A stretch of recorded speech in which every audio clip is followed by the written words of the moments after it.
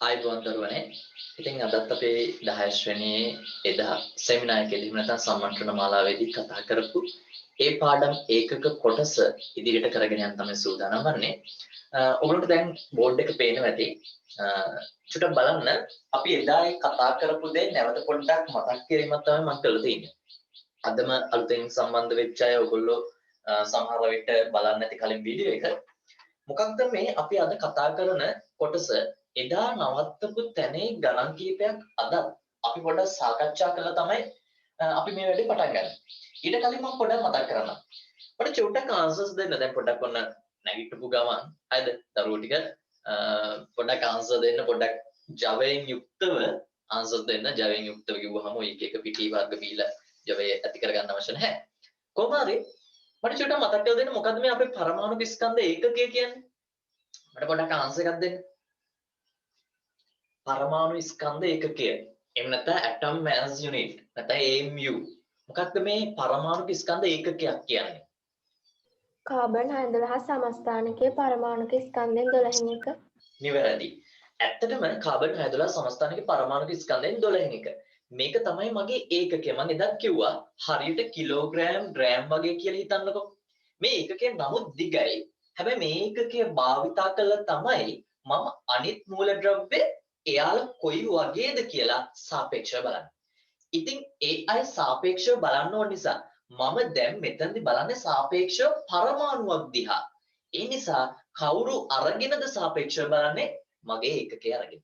මගේ ඒකකය අරගෙන පරමාණුවක් දිහා බලන නිසා මම ඒකට කියනවා සාපේක්ෂ පරමාණු ස්කන්ධය.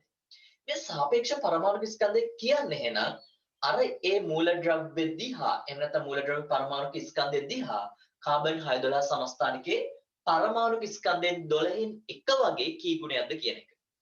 එහෙනම් මේක තමයි සූත්‍රය. මම මෙතනදිම චුට්ටක් සඳහන් කරලා තියෙනවා අපිට මේ කාබන් 12 පරමාණු ස්කන්ධය ගුණ කිරීම 12න් එකටම තමයි කියන්නේ පරමාණුක ස්කන්ධ ඒකකය. මේ ඒ කාරණේ. ඒ කියන්නේ මූලද්‍රව්‍ය පරමාණු ස්කන්ධය මට පරමාණුක ස්කන්ධ ඒකකයෙන් බෙදුවත් හරියටම හරි. කිසිදු වැරද්දක් නැහැ. එහෙනම් මම මෙතනදී පොඩ්ඩක් ගණනය කළා පෙන්වන දින පරමාණුක ස්කන්ධ ඒකකයේවත් AMU අගය කාබන් 12 සමස්ථානිකයේ අගය 1.99 ගුණ කිරීම 10 ඍණ 23යි. මේක 12න් එකකින් ගුණ කරොත් හේවත් 12න් බෙදුවහම 1.67 ගුණ කිරීම 10 ඍණ 24යි ග්‍රෑම් කියලා එනවා. එහෙනම් මම චුට්ටක් ඔන්න රිමයින්ඩ් කරන්න මතක් කරන්න තමයි මම මේක යොමු කරලා තියෙන්නේ. ඒ නිසා මම මුලින්ම පටන් ගත්ත ගමම පොඩි ගානකට ගිහිල්ලා ඊට පස්සේ අපි අයිමත් එමු ගණන් දෙකක් දැනට දෙනවා සහ ගෙදරදී හදන්න තව ගණන් දෙකක් දීලා තමයි අපි ඊළඟ කොටසට යන්නේ. ඒ නිසා අපි ගානක් ලියා ගමු. ගිය සතිය හැදුවා හා සමානම ගණන් දෙකක් තමයි මේ හදන්න යන්නේ. හරිද? පොඩක් ප්‍රැක්ටිස් වෙනත් එක්ක. ලියා ගමු අපි ගානක්. කාබන් 612 කෙමිස්ට්‍රි පොත්වල ලියන්නේ මේ කාබන් 612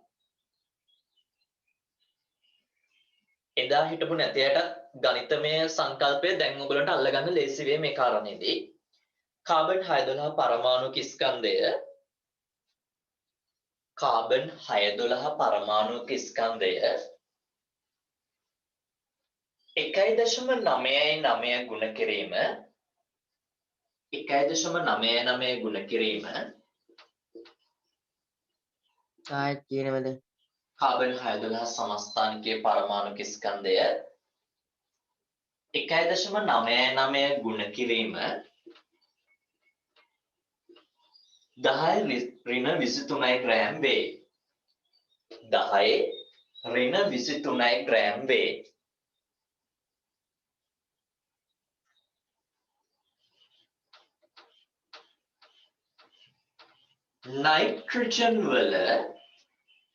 නයිට්‍රජන් වල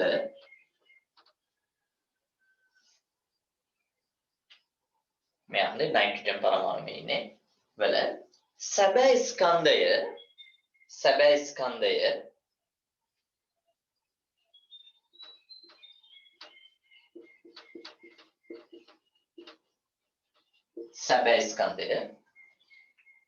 2.32 ගුණ කිරීම 2.32 ගුණ කිරීම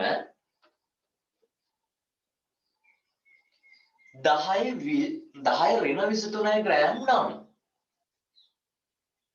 10 ඍණ 23 ග්‍රෑම් නම්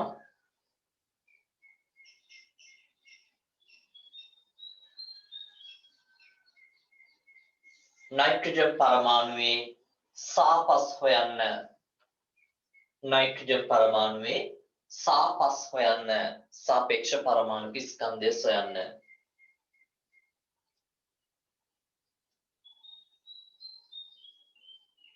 හොඳයි. එදා මගෙන් අහපු කාරණයක් තියුණා දරුවෝ කීප දෙනෙක්. ඒ තමයි දශම සුළු කරන්නේ කොහොමද කියන කාරණේ හා මේ වගේ බලයන් දුන්නාම පොඩ්ඩක් සුළු කරන. විශේෂයෙන් 10 දරුවෝ ඔයගොල්ලෝ ආව ගමම්මනේ. ඒ කියන්නේ මේ ඇත්තටම තාම ඔයගොල්ලෝ මේ සිලබස් එකේ හරි චූටි ප්‍රමාණයක දැනුමක් විතරයි තියෙන්නේ. එතකොට මෙන්න මේකෙදි සුළු කිරීමේදී අපි මෙන්න මෙහෙම කාරණයක් ගැන සැලකිලිමත් වෙනවා. මේ කාබන් 612 කියන කෙනාගේ පරමාණු ස්කන්ධය දීලා තියෙන්නේ. මම ඒක කිව්වේ ගාන හරියටම කියවන්න. ඊට පස්සේ මේ නයිට්‍රජන්ගේ සැබෑ ස්කන්ධය දීලා. අපි මේ අයගේ සාපේක්ෂ පරමාණු ස්කන්ධය හොයනකොට මෙයාද හොයන්න බලන්න කියන එක අපි ඊළඟට බලන්න ඕන. මට ඕන වෙන්නේ මෙයා. ඇයි ඒ කාබන් 612 පරමාණු ස්කන්ධය දීලා. මේ බලන්න.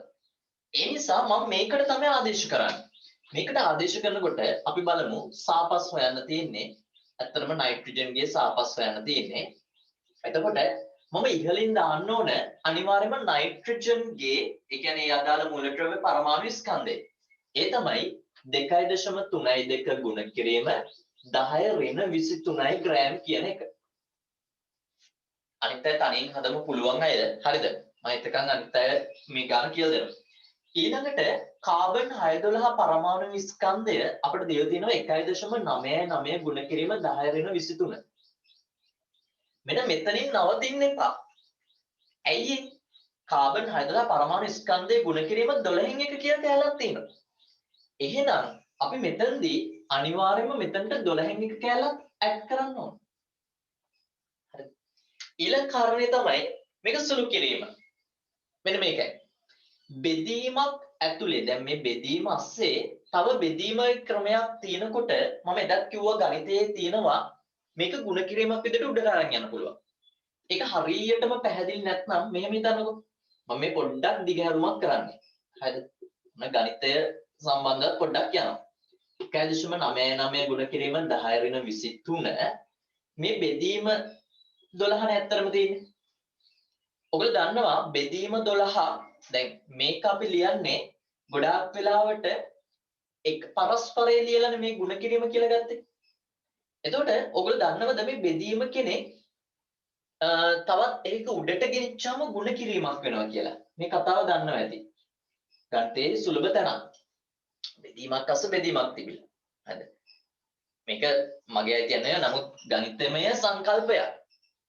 එහෙමනම් මට මෙයයි කපලා අයින් කරන්න පුළුවන්. හරි සරලව. දැන් ඊළඟ ප්‍රශ්නේ 2.32 1.99 බෙදන්න තියෙන්නේ.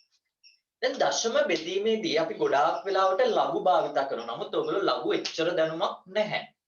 11 වසරේ සමහරට දැනුම තියෙන්න පුළුවන්. කොහොම වුණත් මේක ඔයගොල්ලන්ට වටයන්න පුළුවන්. වැටීම කියන එකේදී මේක 1.99 කියන එක වැටෙවුවාම මේක 2යි. අපිට පුළුවන් 2 කියන ඉලක්කම චුට්ටක් බෙදලා බලන්න මේ යගේ. හරිද? 2 කියන ඉලක්කම මේකෙන් බෙදුවට පස්සේ නිකන් හිතන්න 2 බෙදුවට පස්සේ මෙතනට 1.11 ගානක් එනවා. අයිමත් මම කියන්නම් මේක වට යන්න පුළුවන් නේ. 1.99 කියන එකේ සාමාන්‍යයෙන් වැටෙව්වට පස්සේ ඉන්නේ 2යි. දැන් ඔයාලට බලන්න 2.32 දෙකෙන් බෙදන්න. 2.32 මම එච්චරම සරලව යන්නේ නැහැ හරිද? ඒ කියන්නේ මේක මේ පූර්ණ බෙදීමක් කරලා එහෙම බෙදන්නේ නැහැ. මම මෙතනින් ගන්නම් මේ තියෙන ඒ කතාව මම කියපු කතාව. එතකොට 1.16 ගුණ කිරීම 12ක් වගේ ආසන්න වෙන්නේ. මම මේ පොඩ්ඩක් දල අංශ එකක් ගන්න විදිය තමයි පොඩ්ඩක් කියලා දෙන්න යන්නේ. හරිද? ඊට පස්සේ දැන් මම කරන්න යන්නේ මේකෙදි මේ අගය ගුණ කරාට පස්සේ අපිට එනවා අගයක්. හරිද? ගුණ කරාට පස්සේ එනවා. මම මේ කියන්න හැදුවේ සරලව අගය ගන්න විදිය. නමුත් ඇත්තටම එහෙම නෙවෙයි ගන්නෙ. නමුත් මේක බෙදලා හරියටම අපිට 12න් ඒ අදාළව ගණිත කර්මය කරලා ගන්න වෙන්නේ. හරිද? ඔය ආන්සර්ස් කීපයක් ඇවිත් තිනවා. නිවැරදි 13 ගානක් එන්නේ. නමුත් මම නයිට්‍රජන්ගේ මෙතන අගේ 14යි කියලා ලියනවා. හරිද? මට 13 ගාන ලියන්න පුළුවන්. නමුත් 14 කියලා ගන්නවා. දැන් ඔයගොල්ලෝ නයිට්‍රජන්ගේ මම 14 ගත්තට පස්සේ පොඩි සැකයක් එනවා. ඒ මොකද්ද? ඕගොල්ලන්ට තියෙන ප්‍රශ්නේ මේ 14 නේද නයිට්‍රජන්ගේ චුට්ටක් මතක් කරන්න. මෙහෙම ලිව්වම මෙතන අපි ලියන්නේ ස්කන්ධ ක්‍රමාංකය. මේ යානේ බලන් ගියාම ලියන්නේ මං හැමතැනම. එහෙම එකක් තියෙනවා. ඇත්ත ස්කන්ධ ක්‍රමාංකයට ගොඩාක් වෙලාවට සමාන කෙනෙක් තමයි මේ සාපේක්ෂ පරමාණු ස්කන්ධය. මොකද පරමාණු ස්කන්ධය ගැන කියන ප්‍රකාශයන් නිසා. හරිද? ඒ නිසා ඔන්න ඒකත් චුට්ටක් මතක තියාගන්න. ඔන්න මම මෙතන ගත්තා 13.9ට ගත්ත අයත් හරි බය වෙන්න එපා. නැත්තම් 14 ගත්තත් හරි. හරිද? ඔන්න ඔහොමයි හදන්නේ මේ ගාන. පටලව ගන්න එපා. දීපු දත්ත අනුව මම මේ සූත්‍රය භාවිත කරනවා. හරිද? එනිසා අපි තව ගානක් ලියාගමු. මේක හදලා ඉවර කරගමු මුලින්ම. හදලා ඉවර කරගමු.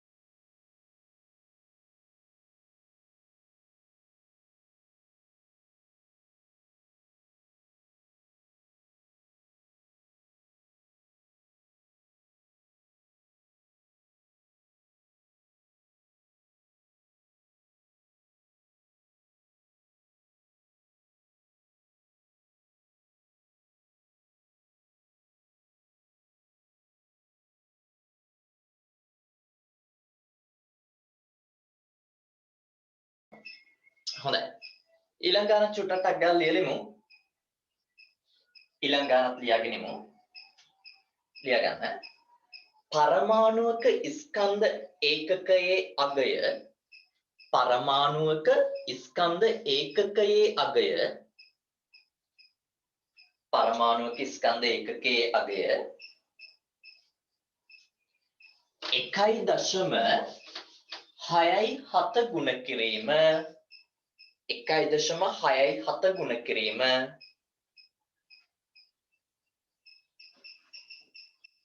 1.67 ගුණ කිරීම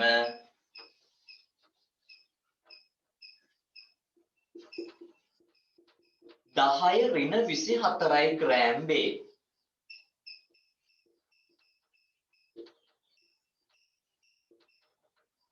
1.67 ගුණ කිරීම 10 ඍණ 24යි ග්‍රෑම් වේ.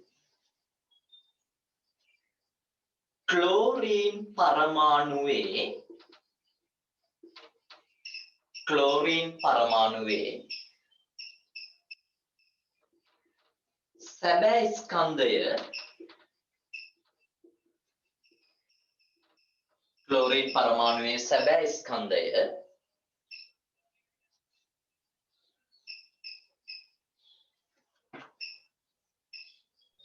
ආයිමත් ගාන කියන්නකෝ. පරමාණුක ස්කන්ධ ඒකකයේ අගය 1.67 ගුණ කිරීම 10 ඍණ 24යි ග්‍රෑම් වේ. පළවෙනි පෙළිය. බෝඩ් එකෙත් අගය දක්වලා තියෙන්නේ. ඊළඟට ක්ලෝරින් පරමාණුවේ සැබෑ ස්කන්ධය ක්ලෝරින් පරමාණුවේ සැබෑ ස්කන්ධය 5.9.3 ගුණ කිරීම 5.9.3 ගුණ කිරීම 1023 ග්‍රෑම් නම් 1023 ග්‍රෑම් නම් 10-23 ග්‍රෑම් නම්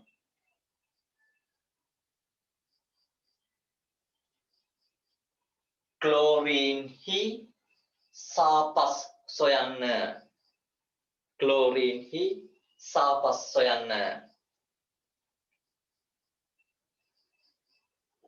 ක්ලෝරින් හි සාපස් සොයන්න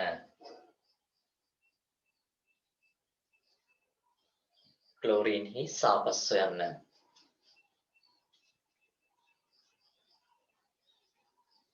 මේ තමයි දත්ත ටික චුට්ටක් try එකක් දෙමු කොහොමද හදන්නේ කියන කාරණේ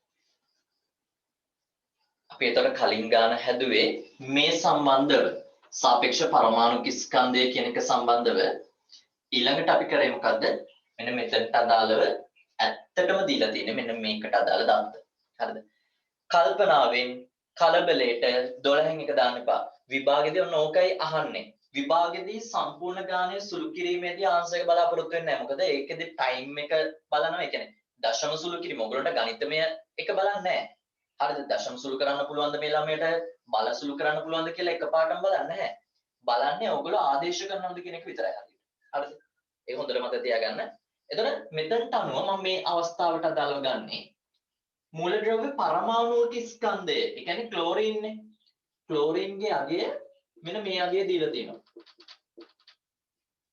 එයා බෙදන්න ඕන මට දීලා තියෙන පරමාණු ස්කන්ධ ඒකකය එහෙනම් මම මෙයා දාන්න යන්නේ නැහැ මම පරමාණු ස්කන්ධ ඒකකයට අදාළ අගය දානවා 1.67 ගුණ කිරීම 10^24 ග්‍රෑම් කලබල වෙලා 12න් එක අයිමත් දාන්න යන්න එපා මොකද මේ අගය 12න් එක සුළු කරාට පස්සේ තමයි ලැබෙන්නේ මේ අගය හරිද very good කට්ටිය answers යොමු කළා දෙනවා එතකොට මට මේක සුළු කරාට පස්සේ හොඳටම පේනවා 10:23ට මෙතන 10:23ක් කැපෙනවා ඒ නිසා 10 ඍණ එකක් ඉතුරු වෙනවා ඒක උඩට අරන් ගියාම 10 වෙනවා ඒ කියන්නේ 59 බෙදන්න තියෙන්නේ 1.6 හරියටම ලිව්වොත් මෙන්න මේ අගය එන්නේ එතකොට නිකන් හිතන්න 60 1.5න් වගේ බෙදුවාම යම් අගයක් එනවනේ අන්න ඒ වගේ අගයක් තමයි මෙතන එන්නේ ඔව් ඒතර ආන්සර් එකේවි 35.45 කියලා මේක පොඩ්ඩක් ආයාසයෙන් සුළු කරන්න මම එකපාරට උත්තරේ දැම්මා හැබැයි ඔයගලන්ට මතක ඇති ක්ලෝරින් කියන කෙනාට අදාළව 17 උඩ ලියන්නේ 35.5 ඇත්තමගේ 35.5 35 කියලා කට්ටිය අපි ලේසියට ලියනවා නමුත් 35.5යි ඒකේ ස්කන්ධ ක්‍රමාංකය ඒ අගයට සමාන අගයක් ඇවිල්ලා මෙතන හරි සාපේක්ෂ පරමාණු ස්කන්ධයට අදාළව හරි දැන් ටිකක් ඔළුවේ තියෙනවා මේ වැඩේ මොකද සාපේක්ෂ පරමාණු ස්කන්ධය හා මේ කතාවේදී හරි මේ අපේ යුනිට් එක අපේ ඒකකයේ ආශ්‍රිතව යම් කෙනෙක් කිව්වා දැන් චුට්ටක් හිතන්න දැන් ඔන්න තමයි වැදගත්ම තැන මෙතන දැන් මෙච්චර ගේමක් දීලා මම ඒකකයකුත් හදාගෙන ඒ ඒකකයට අනුව සාපේක්ෂ පරමාණු ස්කන්ධය කියන එකක් හෙව්වා ඇයි හෙව්වේ කියන එක අයිමත් හිතමු දැන් මෙන්න මෙයාගේ සැබෑ ස්කන්ධය බලන්න ගොඩාක් ටිකක් 5.9.3 ගුණ කිරීම 10^23 ඔයගොල්ලන්ට මතකද පොතේ ලියන ගත්තොත් 0.0000000 අර පරණ තටියක් වගේ ඉර වෙනවා වගේ. ඔහොම කියාගෙන ගිහිල්ලා අන්තිමට කියනවා. ඉතින් ඒක අසාර්ථකයි. ඒ නිසා මම කරේ මොකද්ද මෙන්න මේ කියන ස්කන්ධය කාට අනුවද මගේ ඒකකය වගේ කී ගුණයක්ද කියලා ප්‍රකාශ කරා. ඒකකය වගේ කී ගුණයක්ද? මේක ලෝකෙම සම්මතයන් නිසා කිසිදු ප්‍රශ්නයක් නැහැ. ඕනෑම කෙනෙක්ට සාපේක්ෂ පරමාණු ස්කන්ධය මෙයාගේ මෙච්චරයි කිව්වම එයාට අවබෝධයක් එනවා. ඒ කියන්නේ කාබන් 612 පරමාණු ස්කන්ධයෙන් 12න් එකක් වගේ මෙයා මෙච්චර ගුණයක්. හරි. ඔන්න ඔය වගේ. නැත්නම් අපි හිතමු යම් දෙයක බර හාල් කිලෝ 50ක් කියලා කියන්නේ කිලෝ 1 වගේ 50ක් කියන කොළුවට යනවනේ. මෙතනදී රසායන විද්‍යාව ආශ්‍රිතව ඔළුවට යනවා 35.45 කියලා කියන්නේ කාබන් 612 පරමාණු ස්කන්ධයෙන් 12න් එක වගේ 35.45ක් කියන්නේ. ඔන්න ඔහොම එකක් එනවා. හරිද? ওই කතාව එතකොට අපිට ගන්න පුළුවන් ඒ කාරණේ. හරි. එහෙනම් අපි පොඩ්ඩක් ගෙදරදී හදන ගණන් දෙකක් චුට්ටක් ලියලා අපි ඊතුරු කොටසට දැන් යන්න හදන්නේ. හරිද? අලුතෙන් ගණන් දෙකක් ලියනවා. ඒ ගණන් දෙක ලියලා අපි යමු ඊළඟ කොටසට. ලියා ගන්න අලුත් ගණන්. මේක මුලින්ම කම්ප්ලීට් කරගෙන ඉමු. අපි ඉක්මනට යමු මේ කොටස් ටික. තේරෙන්නේ නැති මොනවාම හරි ගැටලුවක් තියෙනවා නම් අනිවාර්යෙන්ම අහන්න. මේ දා සාරාංශ දාලා තියෙන අතරම මම කලින් ඔයගොල්ලෝ ඉන්න කලින් මේක බෝඩ් එකේ ලියලා තිබුණේ. ඇත්තටම මේ පාඩමේ මුලම තියෙන කාරණා ටික මේ ටික හා සමානයි. මේක ඔයගොල්ලෝ ෂෝට් නෝට් එකකට එන්ටර් කරගන්න පුළුවන් ආකාරයේ දෙයක් මේ කරලා තියෙනවා.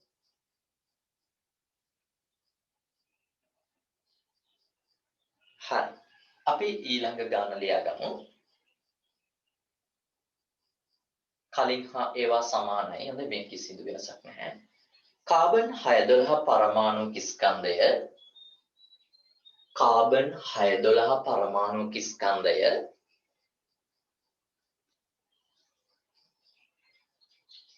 කාබන් 612 පරමාණු ස්කන්ධය 1.99 ගුණ කිරීම 1.99 ගුණ කිරීම 10 ඍණ 23 ග්‍රෑම් වේ.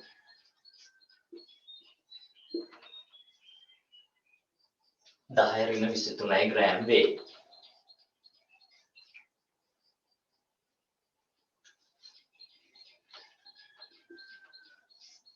කැල්සියම් පරමාණුවේ සැබෑ ස්කන්ධය කැල්සියම් පරමාණුවේ සැබෑ ස්කන්ධය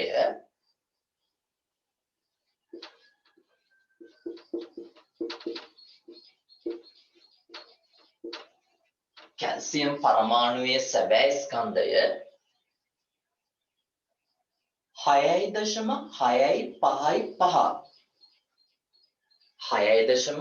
6.655 ගුණ කිරීම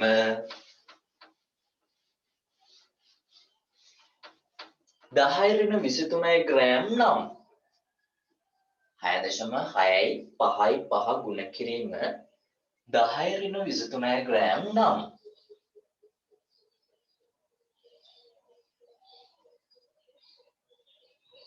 කැල්සියම්ගේ සාපස් හොයන්න.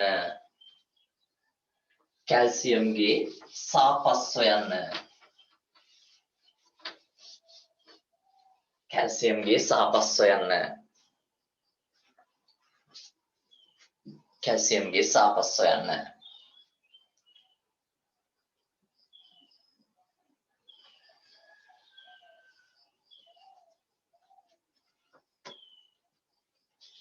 කලින් ගිය ඉඩ ප්‍රමාණය තියලා අපි ඊළඟ ගාන ලියමු.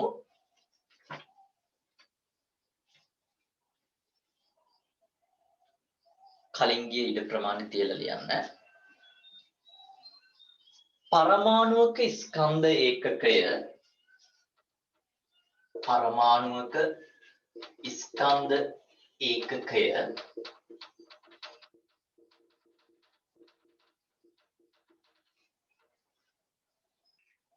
පරමාණුක ස්කන්ධ ඒකකය 1.67 ගුණ කිරීම 1.67 ගුණ කිරීම 10 ඍණ 24 ග්‍රෑම් වේ. 10 ඍණ 24 ග්‍රෑම් වේ.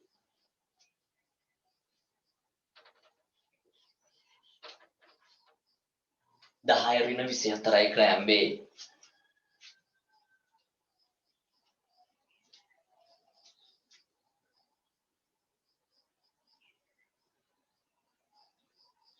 සෝඩියම් පරමාණුක සැබෑ ස්කන්ධය සෝඩියම් පරමාණුවක සැබෑ ස්කන්ධය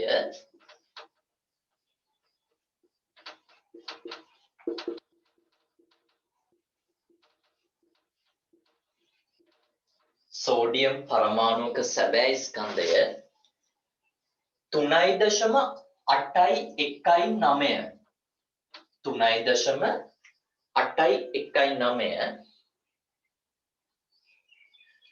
3.819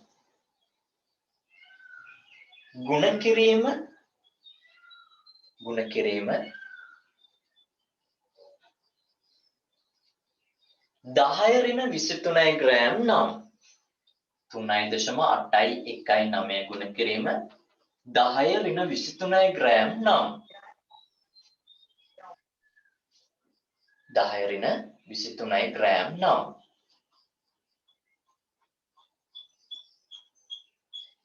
සෝඩියම්ගේ සාපස් හොයන්න සෝඩියම්ගේ සාපස් හොයන්න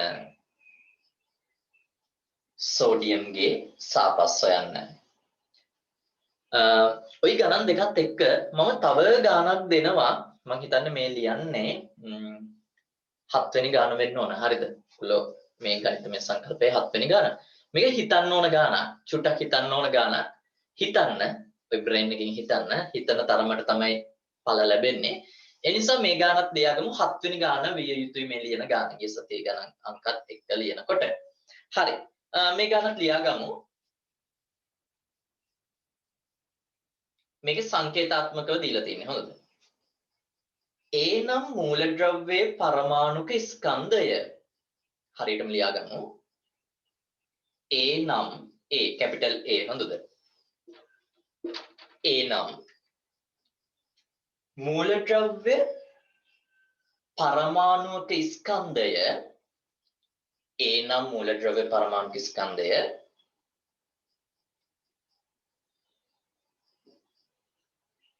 කාබන් 612 සමස්ථානිකයේ පරමාණුක ස්කන්ධය මෙන් කාබන් 612 සමස්ථානිකයේ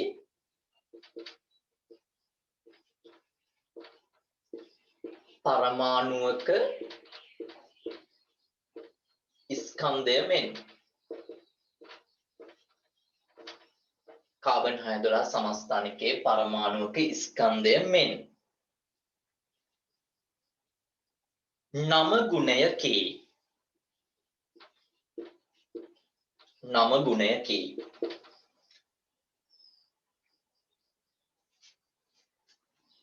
නම ගුණයකි එහි සාපස් හොයන්න එහි සාපස් හොයන්න ඔන්න බලන්න දැන් අපි කොච්චරවත් මේ වගේ ඒවට ප්‍රැක්ටිස් වෙලා ගිහිල්ලා හදීසියවත් මේ වගේ එකක් කරුමෙටවත් පහත් වුණොත් එක කරුමෙම තමයි. හරි ඒ නිසා මේක ගැන පොඩ්ඩක් හිතන්න මම කියලා තින්නේ ඒ කියන කෙනා කාබන් 612 සමස්ථානිකයේ පරමාණුක ස්කන්ධය මෙන් නම ගුණයක්ලු. එහෙමනම් ඒහි සාපේක්ෂ පරමාණුක ස්කන්ධය කීයද කියලා. හරි. ඔන්න ගාන මේක හිතන්න ගෙදදී මම ඊළඟ දවසේ කියලා දෙනවා අතට මේ ගාන කොහොමද හදන්නේ කියන එක. හරි. එතකොට මම දැන් ඔන්න සාපේක්ෂව පරමාණුව දිහා බැලුවා. දැන් ඕගොල්ලෝ ආසයි එක එක දේවල් දිහා බලන්න මම නම් බැලුවේ පරමාණුව දිහා. හරි. පරමාණුව දිහා බලලා මම නිකන් ඉන්නේ නැහැ. මට ආසයි පරමාණුවේ ඇත්තම කතාව මේකේ මොකද්ද කියලා බලා ගන්න. සහ ඕගොල්ලන්ට තේරෙන භාෂාවෙන් මේක පොඩ්ඩක් කියන්න. ආවර්තිතා වගුව දන්න නැති කෙනෙක් නම් මෙතන නැතුව ඇති නේද? ඔයගොල්ලෝ අනිවාර්යයෙන්ම ආවර්තිතා වගුව දන්නවා ඇති. කවුරු හරි කියමු බලන්න චුට්ටක් මට. අරාෆ් අස්ලි චුට්ටක් මට ආන්සර් එකක් දෙන්න. මොකක්ද? මතකද? ඔව් කියමු බලන්න.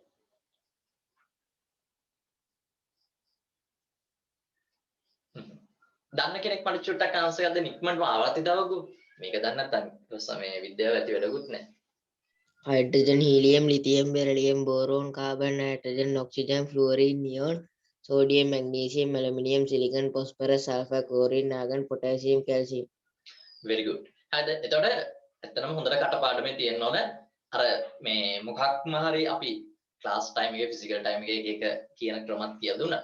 නමුත් මම ආසයි ওই විදිහට කියාගෙන යනවා hydrogen lithium beryllium boron carbon nitrogen sulphur chlorine neon sodium magnesium aluminium silicon phosphorus sulphur chlorine argon potassium calcium කියලා එක දිගට කියාගෙන යනවා නම් වඩාත් හොඳයි. හරිද? ඒක. හොඳයි. මම මේ hydrogen helium lithium beryllium boron carbon nitrogen oxygen fluorine neon and sodium magnesium aluminium silicon phosphorus sulfur chlorine argon potassium calcium කියලා ලියාගත්තා. මේ සෑම කෙනාගේම ඔයගොල්ලෝ දන්නවා යට තියෙන අගය ඒ මූලද්‍රව්‍යයේ වම් පැත්තේ යට තියෙන අගය මතක ඇති. හරිද? මම නම් යම් දෙයක් ලියනවා මෙතන 3යි 4 5 6 7 8 9 10 11 12 13 14 15 16 17 18 19 20 මොකක්ද මේ ඇත්ත ලියලා තියෙන්නේ පරමාණුක ක්‍රමාංකය යට ක්‍රමාව දාන්න පරමාණුක ක්‍රමාංකය හරිද එතකොට මේ පරමාණුක ක්‍රමාංකය ලියලා තියෙන්නේ ස්කන්ධ ක්‍රමාංකය උඩ ලියන්නේ හැබැයි කවදාවත් ඔයගොල්ලන්ට කියන්නේ නැහැ මෙයාලගේ ස්කන්ධ ක්‍රමාංක මතක තියාගන්න කියලා නමුත් ඔයගොල්ලෝ දන්න කීප දෙනෙක් ඉන්නවා දැන් සෝඩියම් කියන කෙනාගේ හැමදෙස්සම ලියන 11 23 ඔහොමම ලියවෙනවා. ඒක ලියවෙනවනේ. මම ඔන්න ওই කතාව ඇත්තටම කියන්න යන්නේ මෙන්න මෙහෙමයි. මේ මූලද්‍රව්‍ය ගැන තියෙනවා මේ ඇත්තටම ලියලා තියෙන පරමාණු ක්‍රමාංකය. මම මෙතන ලියනවා මම මේ ගන්න යන්නේ මේ අයගේ සාපේක්ෂ පරමාණුක ස්කන්ධ පොඩි සමානකමක් දකිවේ. ඇත්තටම සමානයි වගේ. මේ හරිය උඩ බෝඩ් එක පෙන්නන්න මම පොඩ්ඩක් බලන්න ගන්නම්. මේ ලියලා තින්නේ සාපේක්ෂ පරමාණුක ස්කන්ධය. හරි. ඇත්තටම සාපේක්ෂ පරමාණුක ස්කන්ධය ස්කන්ධ ක්‍රමාංකයට බොහෝ දුරට සමානයි. හොඳට මතක තියාගන්න සම්පූර්ණයෙන්ම සමාන වෙන්නේ නැහැ. බොහෝ දුරට සමානයි කියලා කියනවා.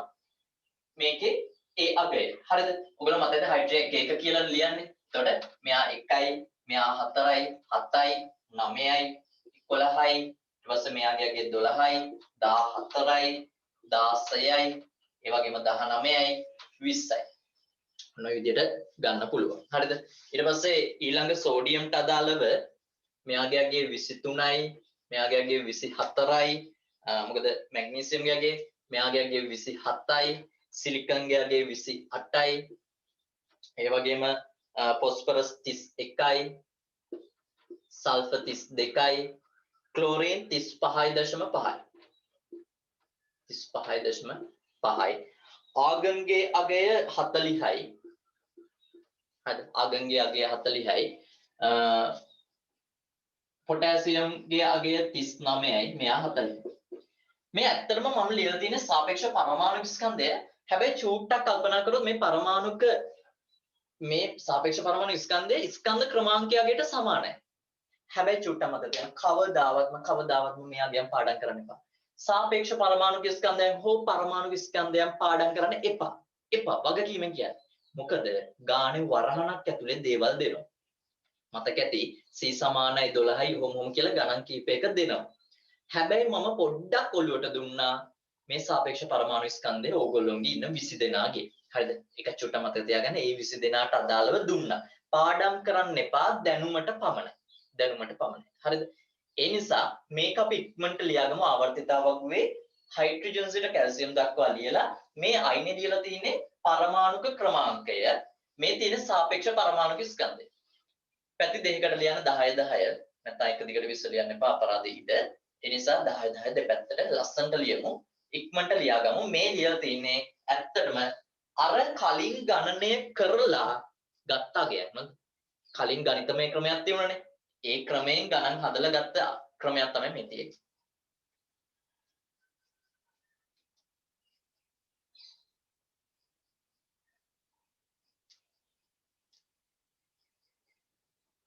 ඉක්මනටම ලියාගමු.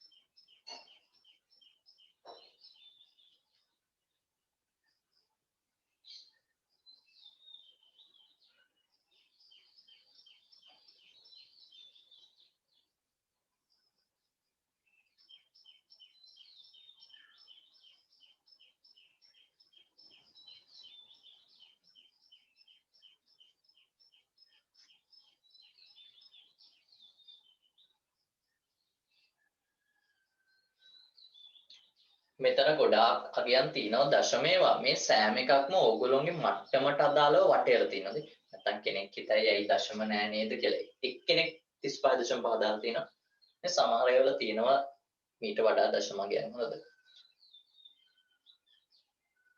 නමුත් මේවම තමයි A level කාලෙත් යොදාගන්නේ O level හා A level කාලේ යුනිවර්සිටි මට්ටමේදී මේවා යොදා ගන්න නැහැ ඒවල හරිම දශම අගයන් ගන්න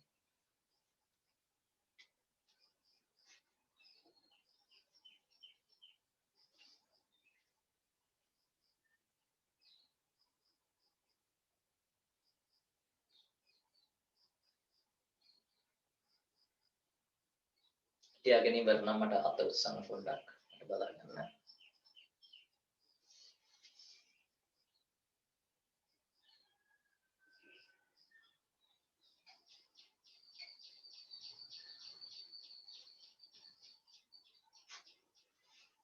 අපි ක්ලාස් එක ඉවර කරන්න 8යි කාල 10යි ක්ලාස් එක ඔයගොල්ලෝ දන්නවා. ටයිම් ටේබල් එක හුරු ඇති. හරිද? 10 ශ්‍රේණිය 6යි කාලයේ සිට 8යි කාල ඉරිදා 11 ශ්‍රේණිය 6යි කාලයේ සිට 8යි කාල දක්වා සෙනසුරාදා හා 11 ශ්‍රේණියේ රිවිෂන් එක පුනරීක්ෂණ එක 8:30 සිට අද ඉරිදා 8:30 සිට 10 දක්වා අද අපි ෆීඩ්බැක් ට්‍රී ඔයගොල්ලෝගේ ගෲප් එකට යොමු කරලා තියෙන ෆීඩ්බැක් ට්‍රී පේපර් එක ඒකේ කාරණා අද කීපයක් අපි කතා කරන්නේ ටිකක් ඊළඟට බලාපොරොත්තු වෙනවා අපි ෆීඩ් ෆෝවර්ඩ් ඒවා මේ යන්නේ තුන්වෙනි එක ෆීඩ්බැක්ස් 6ක් දීලා තිනවා හරි වෙලාව ඇති හොඳයි යා අවසන් කට්ටිය දැන් මෙන්න මේකයි දැන් මම බැලුවේ සාපේක්ෂව පරමාණු දිහා මට කවුරු හරි පොඩ්ඩක් කියන්නකෝ මේ පරමාණුවයි අණුවයි අතර වෙනස මොකක්ද පරමාණුව අණුව මොකද්ද මේකේ වෙනස දැන් අපි හිතමු ඔව් කියමු බලන්න ආන්සර් එකක් දෙන්න බලන්න පරමාණුවේ අණුවේ අතර වෙනස අණු වල එකතුවකින් පරමාණුව හැදිලා තියෙන්නේ. අයිමත් කියමු අණු වල එකතුවකින් පරමාණුව හැදිලා තියෙන්නේ. ෂුවර්මද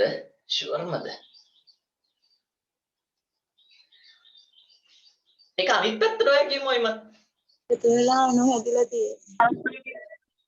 අන්න හරි පරමාණු කිහිපයක එකතුවෙන් තමයි අණුවක් හැදෙන්නේ දැන් හිතමු මෙයා මම ටිකක් විශාල කළාද පරමාණුවක් කියලා මේ පරමාණු එක්කෝ දෙන්නෙක් වෙන්න පුළුවන් නැත්නම් පරමාණු තුන් දෙනෙක් වෙන්න පුළුවන් නැත්නම් වෙන වර්ගයේ පරමාණු ඒ කියන්නේ අපි හිතමු මෙන්න එයා මෙයාත් එක්ක ජොයින් වෙලා කොහොම හරි පරමාණු එකම වර්ගයේ හෝ වෙනස් වර්ගයේ පරමාණු එකතුවෙන් තමයි හැදෙන්නේ මම පොඩි උදාහරණයක් ගන්නම් නැත්නම් මේ කතාව පැටලෙන නිසා මම ගාව දෙනවා හයිඩ්‍රජන් හා ඔක්සිජන් කියලා මේ දෙන්න පරමාණු තනියෙන් ඉන්න තාක්කල් මෙයාලා පරමාණු හැබැයි මෙයාලා කාත් එක්කලා සෙට් වුණාට පස්සේ එයා අණුවක් වෙනවා අන්න එයා කපල් එකක් H2 කියන්නේ අණුව මොකද එයා තව H කෙනෙක් හොයාගත්තා මේ ඔක්සිජනුත් එහෙමයි එයා වගේම කෙනෙක් හොයාගෙන එයා අණුවක් වෙලා සමහර වෙලාවට මේ හයිඩ්‍රජන් ඔක්සිජන් එක්ක හදා ගන්නවා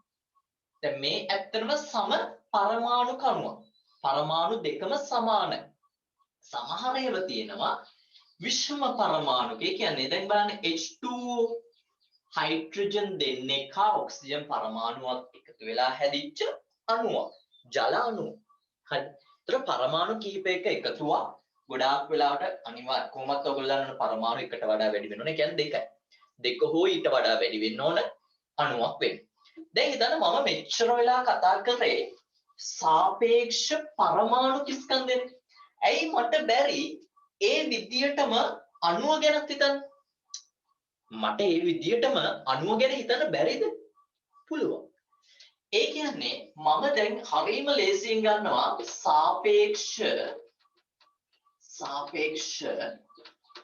අණුක ස්කන්ධය ගැන කියන්නේ යන්නේ ඒ කියන්නේ අණුවේ ස්කන්ධය ගැන බලන්න යන්නේ අණුව ගැන මම හිතන්න යන්නේ හැබැයි කාට සාපේක්ෂවද ගන්නෙ මම හැමතිස්සෙම මට සාපේක්ෂව බලන්නේ මගේ එක්කෙනා ඉන්නේ. ඒ කවුද? කාබන් 612 සමස්ථානිකයේ පරමාණු ස්කන්ධයේ 12න් එක. එයාට සාපේක්ෂව කලින් පරමාණුව දිහා බැලුවා. දැන් මම අණුව දිහාත් බලනවා. කැත වැඩක් නෙවෙයි, ඒක හොඳ වැඩ. හරි. අපි එහෙනම් ඔන්න බලන්න සාපේක්ෂ අණු ස්කන්ධය ගැන ලියන්න යන්නේ. අපි මේකෙදි මූලද්‍රව්‍ය හෝ සංයෝග අණුක ස්කන්ධය තමයි අපි හිතන්නේ. ඒ කියන්නේ මූලද්‍රව්‍ය හෝ සංයෝග අණුක ස්කන්ධය බෙදන්න ඕන. කලින් එකේ මතක ඇති උඩට දැම්මේ මූලද්‍රව්‍ය පරමාණුක ස්කන්ධය. දැන් අයිමත් මේකෙදි කරන්නේ අණු ස්කන්ධය දාන්න. අණු ස්කන්ධය අපිට දෙනවා. හොඳ බය වෙන්න එපා, මම ගානක් පෙන්නන්නම්. අණු ස්කන්ධය දෙනවා. ඒ වගේ මෙතනට අණු ස්කන්ධය දාලා කාගෙන්ද මම බෙදන්න ඕන?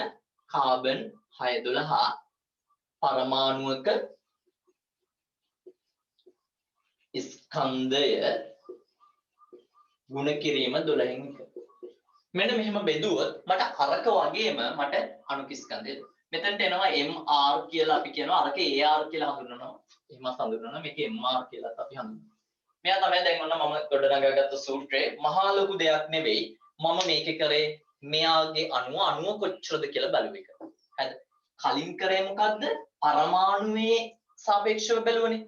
එහෙනම් මම මේ පරමාණුවේ ස්කන්ධය අරගෙන තමයි බෙදුවේ කාබන් 612 පරමාණු ස්කන්ධය ගුණ කිරීම 12න්.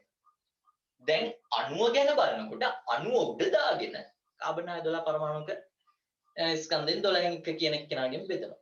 එතකොට මෙයා වගේ අණුව කී ගුණයක්ද කියලා මට ආන්සර් එකක් එවි. පොඩ්ඩක් මේක ලියාගමු. මම ගානකුත් දෙන්නම්. පොඩ්ඩක් ප්‍රැක්ටිස් වෙන ගානකුත් දෙන්නම්. හරිද? මුලින්ම මේ සූත්‍රය ලියාගමු. මාතෘකාව දාගෙන සාපේක්ෂ අණු ස්කන්ධය. සාපේක්ෂ අණු ස්කන්ධයේ මාතෘකාව. සාපේක්ෂ අණු ස්කන්ධයේ මාතෘකාව. ඊට පස්සේ තමයි මේ සූත්‍රය ලියන්නේ.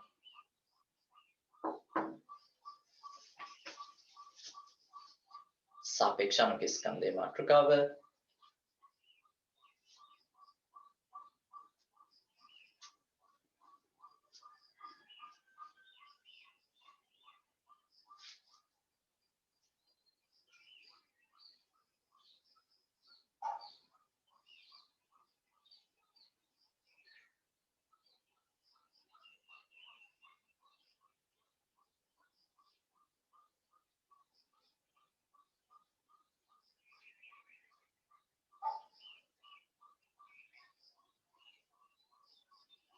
සමහර දරුවෝ යාවත් කාලින වෙලා නැහැ. සමහරට මැසේජ් කියවන්නේ නැහැ ගෲප් වල. අන්තිමට සමහරට අහනවා මේ ලින්ක් එක නැහැ නේද කියලා. ලින්ක් එක ගන්නට ටයිම් එකට අපි යොදලා තියෙන්නේ මේ. ඔයගොල්ලෝ WhatsApp group එකේ අනිවාර්යයෙන්ම ඉන්න අය. එහෙම යොදලා තියෙන්නේ නිසා ඒක හැමදෙස්සෙම මැසේජ් කියවන්න. හරිද? කම්මැලි වෙන්න එපා. මේ ජීවිතේ තීරණාත්මක කාලයක්. හරිද? මේ කාලෙදි කම්මැලි වෙලා ඔයගොල්ලෝ මෙහෙම වෙනවා නම් ඉදිරියේදී කොහොමද නේද?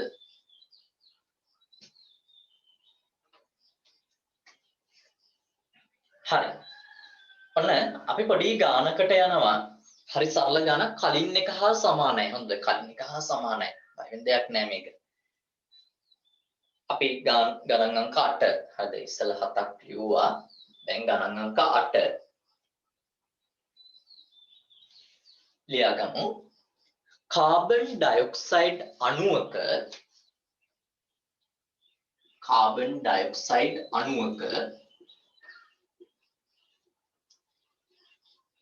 සැබෑ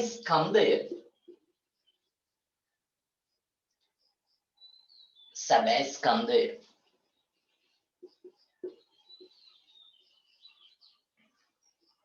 කාබන් ඩයොක්සයිඩ් අණුවක සැබෑ ස්කන්ධය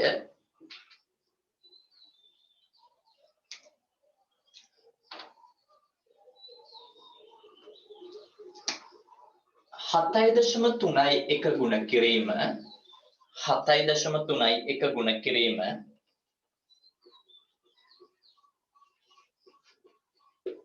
7.31 ගුණ කිරීම 10 ඍණ 23 ග්‍රෑම් වේ. 7.31 ගුණ කිරීම 10 ඍණ 23 ග්‍රෑම් වේ.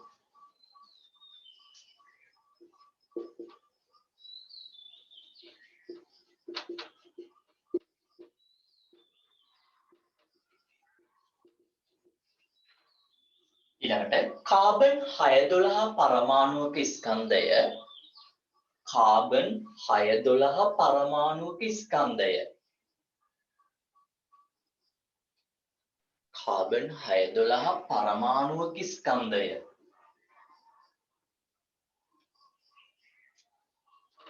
1.99 ගුණ කිරීම 1.99 ගුණ කිරීම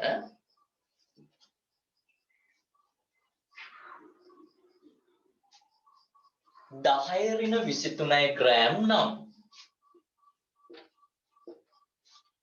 10 ඍණ 23 ග්‍රෑම් නම්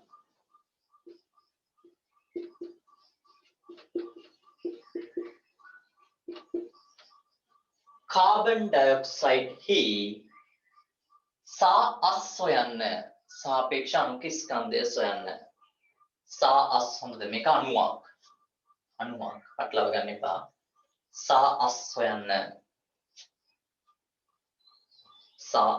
සොයන්න සාපේක්ෂ අණුක ස්කන්ධය සොයන්න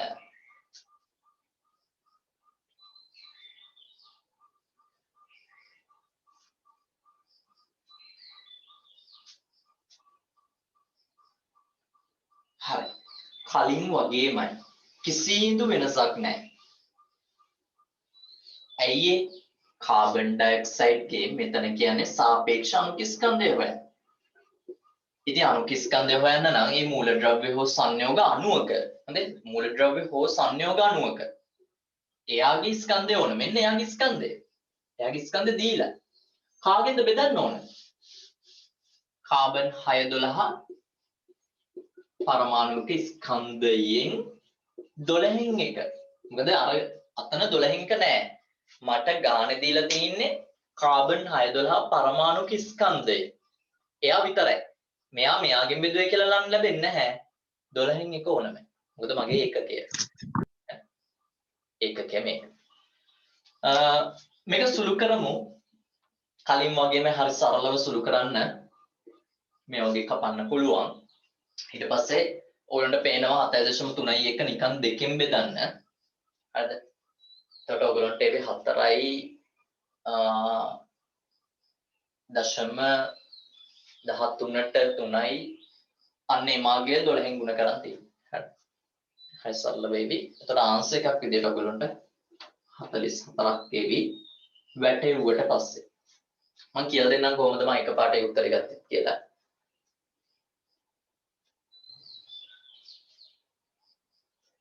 මට ඕන සිස්ටම් එක හදන්න. මෙන්න මේ කෑලි අනිවාර්යයෙන්ම ඕන. 12න් එක දානවාද කියන කාරණය ඕනමයි.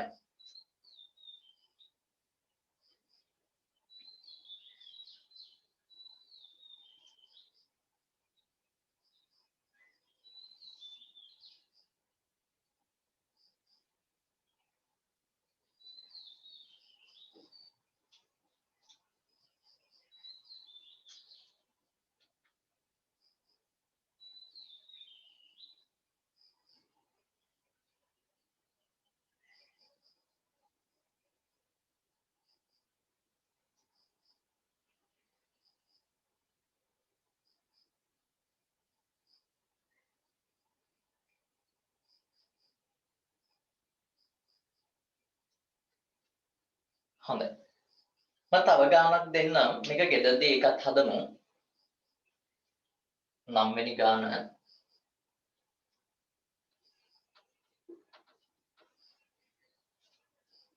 ප්‍රධාන අංක 9.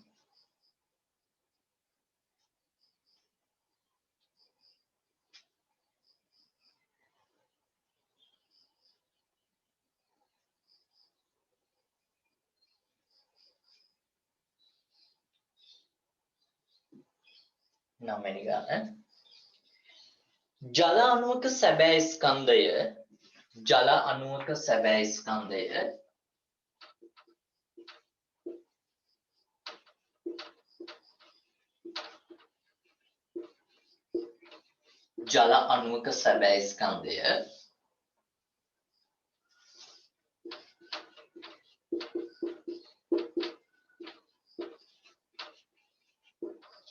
ජල අණුවක සැබෑ ස්කන්ධය 2.99 ගුණ කිරීම 2.99 ගුණ කිරීම 10 ඍණ 23 ග්‍රෑම් වේ. 2.99 ගුණ කිරීම 10 ඍණ 23 ග්‍රෑම් වේ.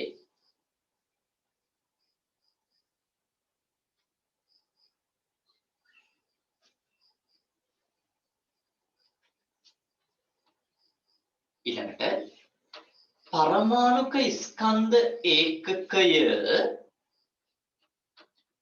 පරමාණුක ස්කන්ධ ඒකකය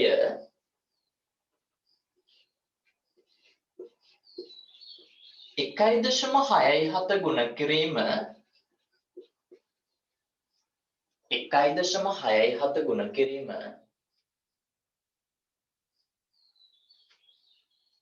1.67 ගුණ කිරීම 10 ඍණ 24 ග්‍රෑම් නම් 1.67 ගුණ කිරීම 10 ඍණ 24 ග්‍රෑම් නම්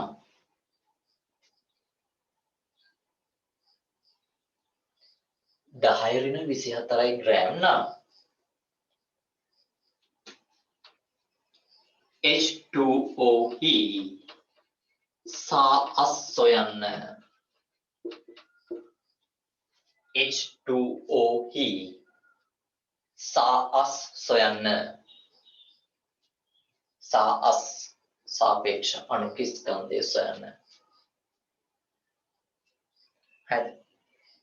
මේකට පොඩ්ඩක් ඉඩ තියමු. ඉඩ තියලා මේ ගාන දැන් හදන්න එපා. ඔයගලන්ට පැහැදිලි වෙයි. මෙතන පරමාණු ස්කන්ධ ඒකකයේ දීලා තියෙන්නේ. එතකොට 12න් 1 කියන ගණිත කර්මය දාන්නේ නැහැ. සමහරවිට ඔයගලන්ට ගාන එකපාරට ගන්න පුළුවන් උත්තරේ නමුත් හදන ක්‍රමයේ වැදගත්. හරිද? ඒක චුට්ටක් මතක තියාගමු. හොඳයි.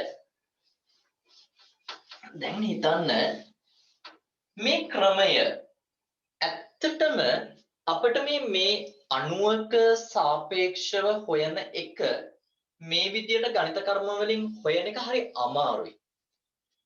ඇත්තටම කරන්න බැරි වැඩක් අපේ ගණිත පේපර් එක මේ විද්‍යාව පේපර් එකේ මෙහෙම ගණිතමය සුළු කිරීමක් ආවොත්.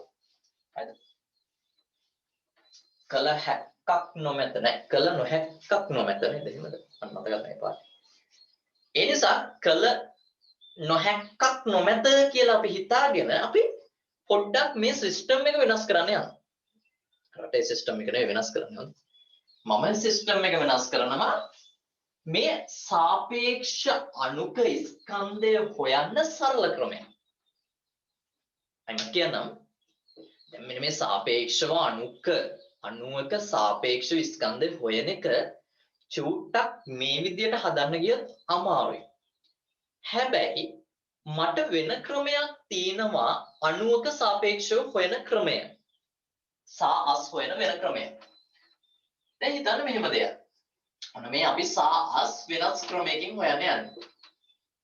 සාපේක්ෂ අණු ස්කන්ධය වෙනස් ක්‍රමයකින් හොයන්න යන්නේ. දැන් මෙහෙම හිතමු. මගේ ගාව තියෙනවා ඇමෝනියා කියන එක. ඔයගොල්ලෝ දන්නවා NH3 තමයි ඇමෝනියා කියන්නේ. මෙයාගේ නම ඇමෝනියා.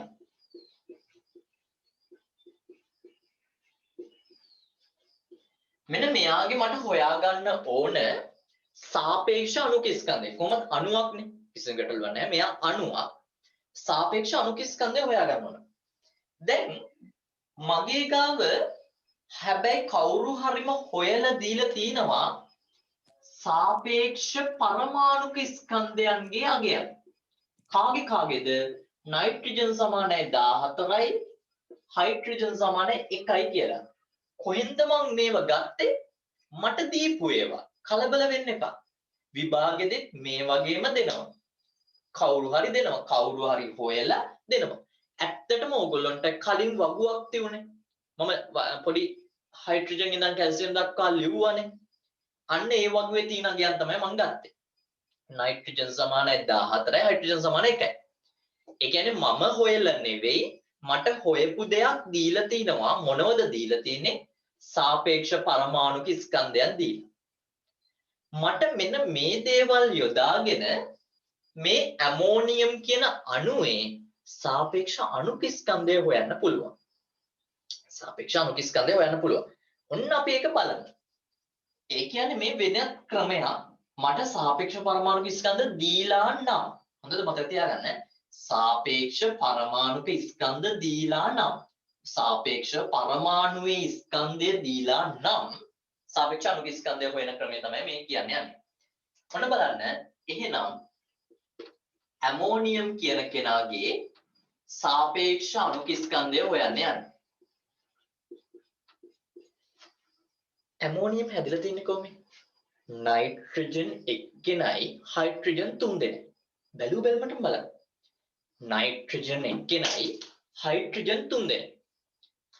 ඒ කියන්නේ ඕගොල්ලෝ ගණිතය දන්නවා හොඳට. ගණිතය බැරි කෙනෙක් නැහැ නේද? ගණිතයට අනුව මෙතන නයිට්‍රජන් එක්කෙනයි හයිඩ්‍රජන් තුන් දෙනා නම් බලන්න 14 කියන්නේ නයිට්‍රජන්ට අදාළ අගය. නයිට්‍රජන්ට අදාළව සාපේක්ෂ පරමාණුක ස්කන්ධය 14. හයිඩ්‍රජන්ගේ සාපේක්ෂ පරමාණුක ස්කන්ධය 1යි. ඒ වගේ තුන් දෙනෙක් ඉන්නවා. ඒ වගේ තුන් දෙනෙක්. ඒ නිසා 14ට එකතු කරන්න ඕන මෙයා වගේ තුන් දෙනෙක් ඉන්නවා කියන එක. අයිනක් කියන්නම්. නයිට්‍රජනුයි හයිඩ්‍රජන් තුන් දෙනෙක්ගේ එකතුවෙන් තමයි ඇමෝනියා හැදෙන්නේ. මම කරන්නේ ඇමෝනියා කියන අණුවේ සාපේක්ෂ අණුක ස්කන්ධය හොයන්න ඒ මූලද්‍රව්‍යවල දන්නා සාපේක්ෂ පරමාණුක ස්කන්ධයන් වල එකතුව ගන්න. ඒ කියන්නේ නයිට්‍රජන් එක්කෙනයි හයිඩ්‍රජන් එක්කෙනයි තව හයිඩ්‍රජන් එක්කෙනයි තව හයිඩ්‍රජන් එක්කෙනයි. යා කැතයිනේ මෙහෙම දිගට ලියන එක. ඔම ටික පොෂ් වෙන. පොෂ් වෙලා තමයි 14 ධන එකේවා තුන් දෙනෙක්නේ. ඒ නිසා මම මෙන්න මෙහෙම ගන්න. එයා තමයි මේ ලියලා තියෙන්නේ. එහෙම සුළු කරාම මම මේ සරලව කියලා දුන්නේ. එහෙම සුළු කරාම මට එනවා හොඳට බලන්න. කෙනෙක්ට මෙහෙම වුණා සුළු කරන්න පුළුවන්. එක් වරක් 3 3යි නේද? එතකොට 17යි කියලා එනවා. හරිද? නැත්නම් ඉතින් කෙලින්ම ගන්නත් පුළුවන්. මම කිව්වේ 14 කියන එක නයිට්‍රජන්ට අදාළ සාපේක්ෂ පරමාණුයි. එක කියන්නේ හයිඩ්‍රජන්ට අදාළගේ හයිඩ්‍රජන් වගේ තුන් දෙනෙක් ඉන්නවා. ඒ නිසා තමයි 17 හැදුනේ. මම තව කෙනෙක් ගන්නම්. පැහැදිලි වෙන්නත් එක්ක H2O ගේ සාපේක්ෂ අණුක ස්කන්ධය හොයන්න යන්නේ. එතන මට කොහෙන් ගියත් වරහණක් ඇතුලේ දිය යුතුමයි මේ එක අයගේ අගය. H වල අගය එකයි. H සමානයි 1යි O සමානයි 16යි. මට නම් මේ අගයන් පාඩම්. ඒ නිසා මම කෙලින්ම දානවා. අනිවාර්යයෙන්ම ගානේ දෙනවා. හරිද? ඕගොල්ලෝ පාඩම් කළ යුතු නැහැ. හැබැයි සමහර ඒවා ලියාගෙන යනකොට සමහර ඒවා පාඩම් වෙයි. ඒක කමක් නැහැ. හරිද? එහෙම පාඩම් වෙන්න දෙන්න. නමුත් විභාගෙට අනිවාර්යයෙන්ම දෙනවා. අනිවාර්යෙන් දෙනවා. හොඳ ඒක ගැන සැකයක් හිතන්න එපා. දැන් මෙතන හයිඩ්‍රජන් කීයද? හයිඩ්‍රජන් දෙන්නයි ඔක්සිජන් එක්කෙනයි. ඔන්න බලන්න. හයිඩ්‍රජන් කෙනෙක්ගේ යගේ එකයි ඒ වගේ දෙන්නෙක් ඉන්නේ. ඒකට ඔක්සිජන් එක්කෙනයි ඉන්නේ ආ එකතු කරලා. එතකොට මට අගේනවා 18යි කියලා. හරි. තුන්වෙනි එක. කාබන් ඩයොක්සයිඩ් හොයන්න මට පොඩ්ඩක් උදව් කරන්න. සාස් හොයන්න තියෙන්නේ C සමානයි 12යි O සමානයි 16යි. මට චුට්ටක් උදව් කරන්නකො මේක හදන්න. CO2 ගේ අගේ. දහම් මනුස්ස C එක්කෙනයි O දෙන්නයි. අන්න හරි. එතකොට C ගේ අගේ කීයද? 12යි. 12යි. very good. එතකොට 12 ධන ඊට පස්සේ 16 වැඩි කිරීම 2. very good. 16 වරක් 2. අනිවාර්යයෙන්ම මේ ඔයගොල්ලෝ දන්නවනේ ಗುಣ කිරීම 1 බෙගු දරි නේද? ගණිතයට අනුව ඒ කියන්නේ ಗುಣ කිරීම වරහන මුලින්ම සුළු කරලා ඉන්න. මෙතන නම් මම වරහනක් දාගත්ත නිසා වරහනනේ. එතකොට මෙතනට අනුව 12 ධන මෙතන 32යි.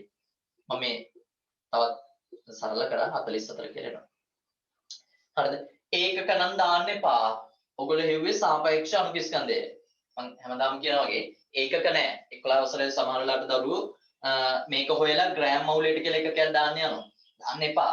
හොයන්නේ සාපේක්ෂ අණු ස්කන්ධය. සාපේක්ෂව හොයන දෙයකට ඒකකයක් නෑ. හරි. ඔන්න ඔය නිසා අපි මුලින්ම සාපේක්ෂ අණු ස්කන්ධය වෙනත් ක්‍රමයකින් සෙවීම කියලා උපමාතෘකාවක් දාගමු. සාපේක්ෂ අණු ස්කන්ධය වෙනත් ක්‍රමයකින් සෙවීම. මම ඊළඟට එන්නේ මවුල වලට. හොඳද? මේ කොටසෙන් පස්සේ ඊළඟට මවුල වලට කෙලින්ම වයින්නවා ඇවෝගාඩ්‍රෝ නියත වලට. මාතෘකාව ලියගෙන සාපේක්ෂ අණු ස්කන්ධය වෙනත් ක්‍රමයකින් සෙවීම. සාපේක්ෂ අණු ස්කන්ධය වෙනත් ක්‍රමයකින් සෙවීම. ඒ යටතේ ලියාගමු. පොඩි වාක්‍යයක් ලියාගෙන ඉමු.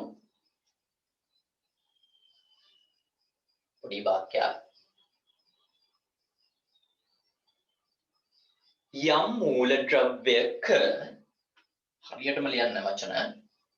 යම් මූලද්‍රව්‍යක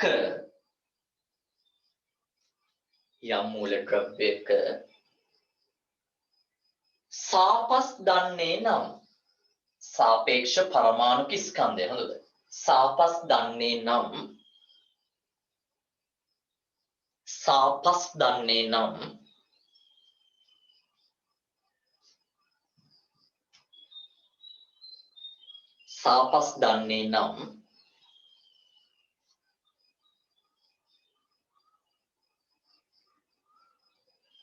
සාපස්වල එකතුව අණුව සාපස්වල එකතුව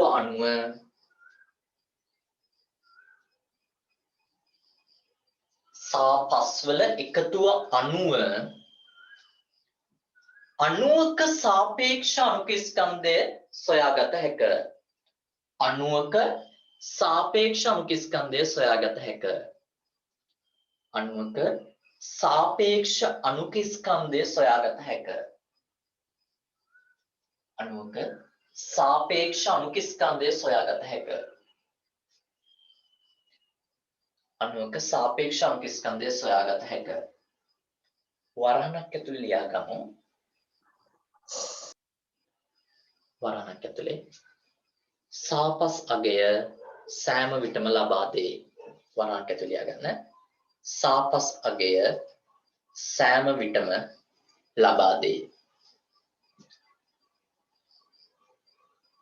සාපස් අගය සෑම විටම ලබා දේ. හොඳයි. ඔයගලන්ට බෝඩ් එකේ පේන්න තියෙන මෙන්න මේක ලියාගමු. මේ ඔක්කොම ටික බෝඩ් එකේ පේන්න තියෙන ටික ලියාගමු. 1 2 3 කියලා උදාහරණ තුනක් තියෙනවා. ප්‍රශ්න තියෙන ඒවා ඔයගලන්ට අහන්න පුළුවන් chat box එකේ දාන්න පුළුවන්.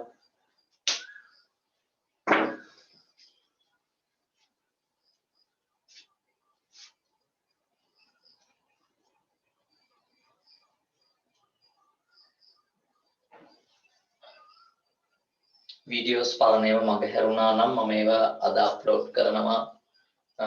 සයිට් එකේ තියෙනවා my teachers tutorial එකේ අද නිවැරදිව අප්ලෝඩ් කරනවා. ඒතකොට ඔයගලන්ට ඒක බලා ගන්න පුළුවන්. මේ මාසේ එක වෙබ්සයිට් එකත් අලුත් වෙනවා. ඒ නිසා මේ දැන්ම බලන්න පුළුවන් වෙයි. ඒක සැලකිලිමත් වෙන්න.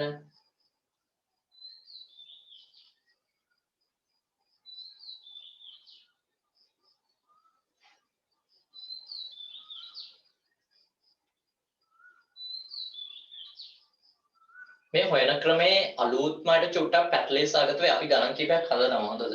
තව ගණන් කීපයක් හදනවා. 10ක් විතර හදනවා. මේකෙන් ටිකක් පොලිෂ් කරගන්න ඕන අපි. පුළුවන් අය ඉක්මනටම හදන්න බලන්න. ඒ ගණන් මම දැන් ඉස්සරහට දෙන ඒවා.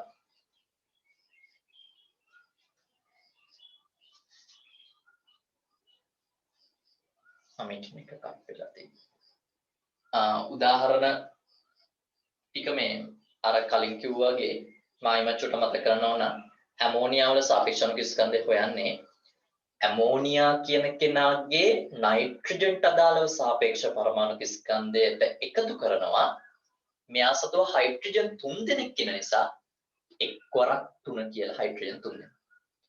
මෙතනට අදාළව හයිඩ්‍රජන් දෙන්නෙක් ඉන්න නිසා එක්වරක් 2යි ඒකට එකතු කරනවා ඔක්සිජන් එක්කෙනෙක් නිසා 16 කෙනෙක් ඉලක්කම. කාබන් ඩයොක්සයිඩ් වලට අදාළව කාබන් කියන්නේ 12යි සාපේක්ෂව මේ දීලා තින්නේ. ඒක 16 වරක් 2 කියලා ඔක්සිජන් ගන්න. හරිද? ඒ ආකාරයෙන් අරන් තියෙන්නේ.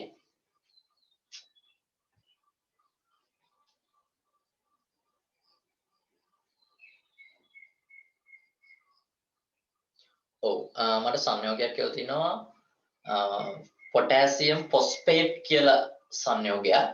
පොටෑසියම් ෆොස්ෆේට් වල හොයන්නේ ওই විදියම තමයි. K39යි P අගේ දාලා O16 ඕව දාලා ඔක්කොම හදන්න දෙන්න. ඒ විදියම කිසිදු ගැටලුවක්. එහෙමම හදන්නේ.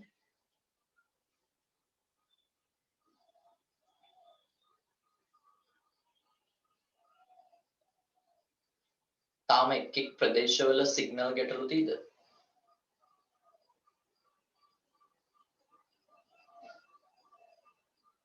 ජිනාලි නෝද අපේ කොළඹ පැත්තේ ගම් වතුර ප්‍රශ්නයක් තියෙනව නේද? ඔව් සර්. ඔව් නේ.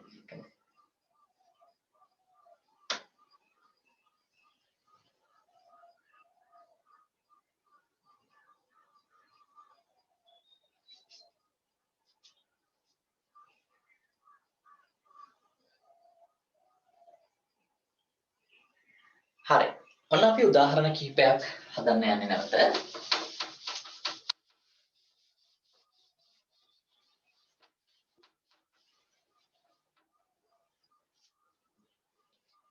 සරලව ඉඳන් පටන් ගන්න මේ ගණිතය හදන ටිකක් මම මුලින්ම දෙන්නේ H2 මේකට අදාළව සාපේක්ෂ පරමාණු ස්කන්ධයන් අර කලින් ලිව්වනේ අපි හයිඩ්‍රජන් ඉඳන් කැල්සියම් දක්වා ආගය ඒ ටික භාවිතා කරන්න හොඳද මේව ලියනකොට මම එකින් එක දෙන්නේ නැහැ H සමානයි මෙයා කියලා දෙන්නේ නැහැ මම අර වගුව භාවිතා කරන්න කියලා ඔන්නෝගලට උපදේශයක් දෙනවා. ඒතකොට මේ වගුවේ තියෙන සාපේක්ෂ පරමාණු ස්කන්ධයන් අරන් තමයි හොයන්න ඕනේ.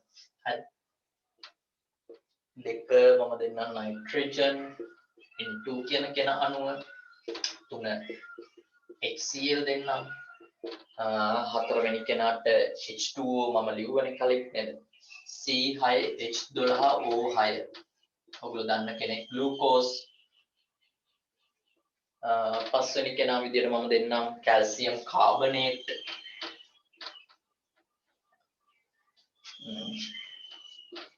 හය ගන්නම් සෝඩියම් නයිට්‍රේට් ගන්නම්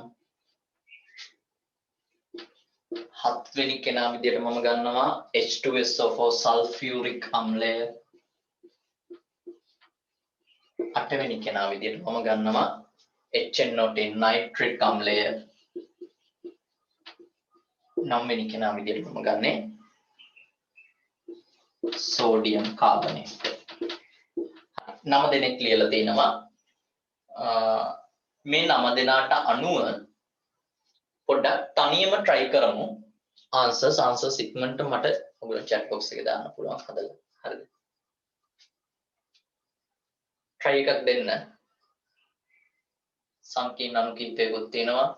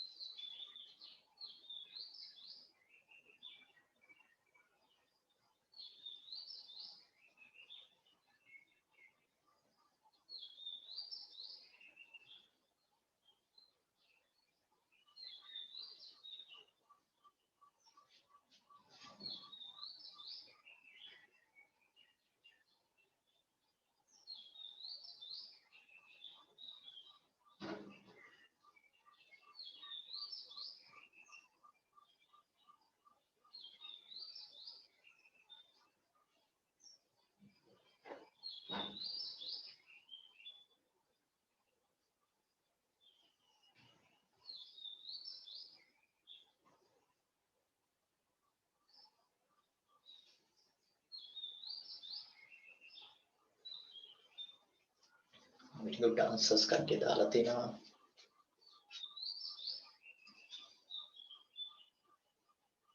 කලින් හදපු අය ඉන්නවා නේද? ඒකයි තියෙන්නේ. answers දාලා.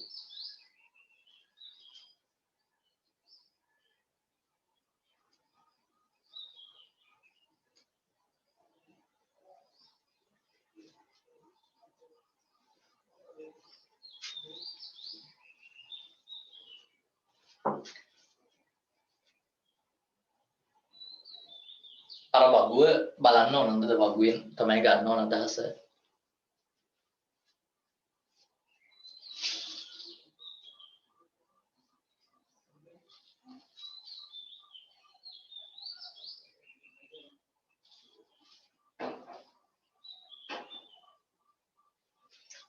මම යට ගත්තොත් ඇත්තටම හයිඩ්‍රජන්ගේ සාපේක්ෂ පරමාණු ස්කන්ධ එකයි. සාපස් අගේ එකයි. ඒ වගේ දෙන්නෙක් ඉන්නවා. ඒ නිසා අංකය මෙයාගේ සාපේක්ෂ අණු ස්කන්ධය දෙකයි. හරි. very good. කට්ටිය හදලා ඉන්නවා. නයිට්‍රජන්ගේ අගය 14යි.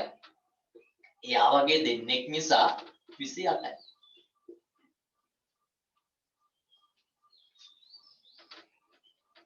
හයිඩ්‍රජන් ගේ එකයි Cl ගේ 35.5 එකතුව 36.5 මෙතන ಗುಣ කරන්න කිසි කතාවක් නැහැ එකතු කරන්න විතරයි තියෙන්නේ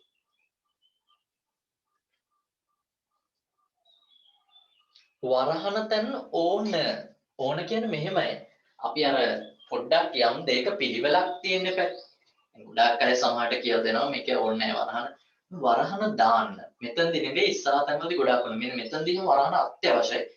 මේක වැරදි නැහැ. නමුත් අර කරන දේ හරියට කරන තියරියක් තියෙන්න බෑ නේද? ඒක නිසා වරහන දාන්න. මෙතනට අනුව හොඳට බලා ගන්න. 12 වරක් 6. ඇයි කාබන්ගේ අගය 12යි. ඒ වගේම very good answer කැඩෙත් තියෙන answers දීලා එනවා කට්ටියගේ. 12 වරක් 6 මේ කාබන්ට අදාළව ධන හරිද එක් වරක් 12 ධන 16 වරක් 6 අර මම කිව්වේ වරහන් එතන දානවා. ඒතකොට වරහන් සුළු කළ යුතුයි. හරිද? වරහන් සුළු කරන 12 වරක් 6 කීයද? 1 වරක් 12 කීයද? 16 වරක් 6 කීයද කියලා අපිට සුළු කරන්න ඕන. අවසානයේ මෙතන එනවා 180යි කියලා ආන්සර්. කට්ටිය මෙතනට මෙහෙම එකතු කරලා ගන්න. හරි. අවසානයේ එනවා. අන්තිමට විද්‍යාව බැරි එක නෙමෙයි වෙන්නේ ගණන් බැරි එක කට්ටියට වෙන්නේ අහුද? එහෙනම් ප්‍රශ්නයක් එන්නේ. කැල්සියම් ගේගේ 40යි ධන කාබන් ගේගේ 12යි ඔක්සිජන් අය 3 දෙනෙක් ඉන්න 16 වරක් 3. very good answers එනවා. හොඳයි very good. මාරු කළා දානවා answers. 80ට නෙවෙයි වැරදි. මේක. එතකොට 16 වරක් 3 48යි 48ට 12යි 40යි එකතු කරාට පස්සේ 100 කියලා answer එකක් ලැබෙනවා.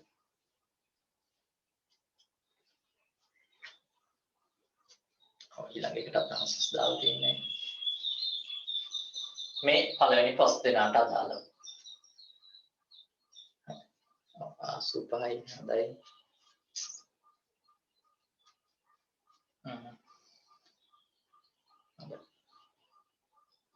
කටෙන් දැන් වැඩේ ඇල්ලිලා තිනවා. very good very good.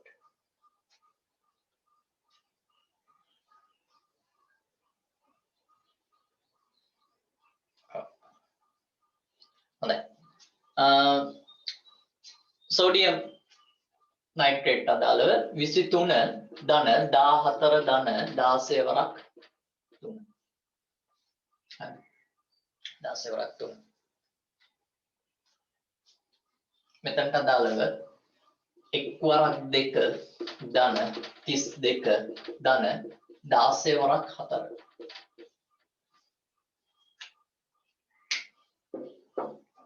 16 වරක් 4.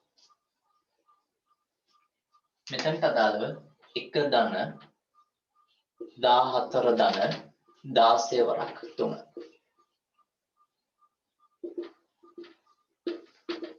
මෙතන දාන්නේ 23 වරක් 2 ධන කාබන් ගෑගේ 12 ධන 16 වරක්.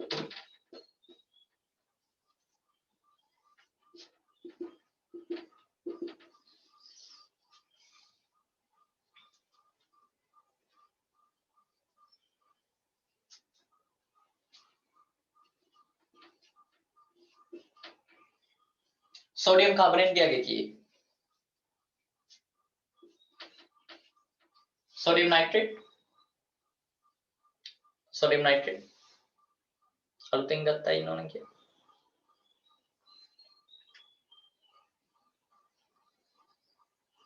हाँ අතු පහයි. very good එතන මේ සිස්ටම් එක තමයි යොදා ගන්න ඕන. ඇත්තටම මේක ගානක එක අතරමැදි කැලලක් විතරයි මේ ප්‍රැක්ටිස් වෙන්නේ නේද? ගානක අතරමැදි කැලලක් චූටි දශම ඒ කියන්නේ අපිට ඕන කරන දෙයක යම් දෙයක්.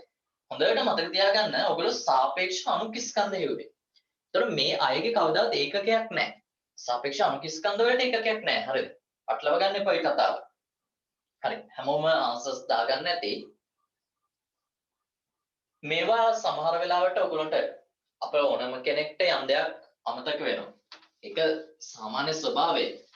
හරිද? අපිට මතකය කියන එක මෙමරි කියන එක කොටස් තුනක් තියෙනවා. අපේ එකක් තියෙනවා short term memory කියලා. හරිද? මේ සංයෝගවල ප්‍රශ්නයක් අහලා තිනවා මේ සංයෝගවල නම් කියන්නකෝ. හරි very good මම කියන නම් උඩ ටික මැකුවා. මේ යට ටික මොකද හයිඩ්‍රජන් නයිට්‍රජන් මේ හරියට ලියලා තියෙන කවුද? HCl ලියලා තියෙන්නේ හයිඩ්‍රොක්ලෝරික් කියන අම්ලය අනිත් එක ග්ලූකෝස් හොඳද? අනිත් කෙනා ග්ලූකෝස් මෙතන ඉඳන් මම කියගෙන යන්න. සෝඩියම් නයිට්‍රේට් හොඳද? සෝඩියම් නයිට්‍රේට් පක්ලව ගන්නම නයිට්‍රයිට් නෙවෙයි නයිට්‍රේට් හරිද? මෙයා වෙන කෙනෙක් හොඳද? පක්ලව ගන්නවා. මෙයා නයිට්‍රේට් මෙයා නයිට්‍රයිට් හරිද? මෙයා නයිට්‍රයිට් මෙයා දැනගන්න එපා. සෝඩියම් ගේ එකයි මෙයා රයිට් මෙයා සෝඩියම් නයිට්‍රයිට් මෙයා සෝඩියම් නයිට්‍රයිට් මෙයා සෝඩියම් නයිට්‍රේට් හරි මේ වල තව ප්‍රත්‍යයන් තියෙනවා හොඳද අල්ඩයන්න රේට් කොහොම ප්‍රත්‍යයන් තියෙනවා මේක සල්ෆියුරික් හොඳද සල්ෆියුරික් මේක නයිට්‍රික් අම්ලය මේක සෝඩියම් කාබනේට් හරි මේක සෝඩියම් කාබනේට් හරි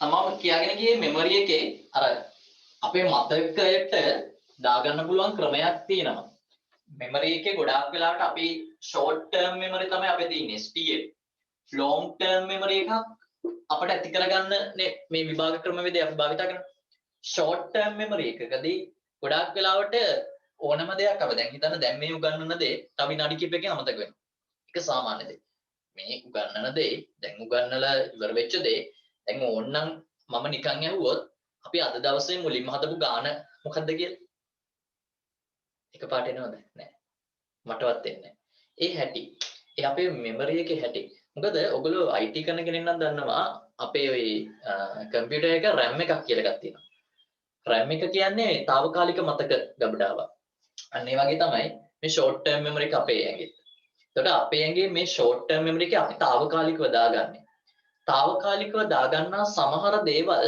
ටිකක් අර මේ පෙරිලා ගිහිල්ලා ලොන්ග් ටර්ම් මෙමරි වලට යන අවස්ථා තියෙනවා. එතකොට මෙන්න මේ ෂෝට් ටර්ම් මෙමරි දෙයක් ලොන්ග් ටර්ම් මෙමරි එකට යවන්න පුළුවන්. මම සරලවම කිව්වොත් යවන්න පුළුවන් එකම ක්‍රමය තමයි ෂෝට් ටර්ම් මෙමරි එකේ තියෙන දේවල් වැඩි වතාවක් භාවිත කිරීම. වැඩි වතාවක් භාවිත කරන්න ලොන්ග් ටර්ම් මෙමරි එකට යනවා. හරිද? මේකේ කාලවකවානුත් එක්ක මම දවසක් කියලා දෙන්නම්. මේක වෙන්නේ කොහොමද කතාව? long term memory එක ගොඩාක්ම ඇත්තටම long term memory එකේ ගොඩාක් ලොකු capacity එකක් තියෙනවා. අපේ කම්පියුටර් එක hard disk එකක් තියෙනවානේ. hard disk එක කියන 1 TB මොමම කියනෝනේ. ඔය වගේ දැන් මේ memory එක long term memory එක අපේ ගබඩා කරගන්න පුළුවන් ගබඩාව ලොකුයි. හැබැයි අවුල තියෙන අපි ගබඩා කරගන්නේ නැහැ. එහෙම ගැටලුවක් තියෙනවා. හරිද? මෙතන තියෙන අපි ගබඩා කරපු දේවල් අඩුයි. සහ අනිත් එක ගොඩාක් වෙලාවට වෙන්නේ ගබඩා කරගන්න දේවල් අපිලිවලට ගබඩා කරනවා. අපිලිවලට ගබඩා කරාම වෙන්නේ මොකද්ද? මේක අච්චාරුවක් වගේ. එතකොට අපිට මේ මෙමරි එකේ තියෙන දෙයක් නැවත එළියට ගන්න අමාරුයි. එහෙම process එකක් තියෙනවා. ඒකයි ගොඩාක් අයට සමහරුන්ගේ ඔයගොල්ලෝ අහලා තියෙන දැනුම තියෙනවා.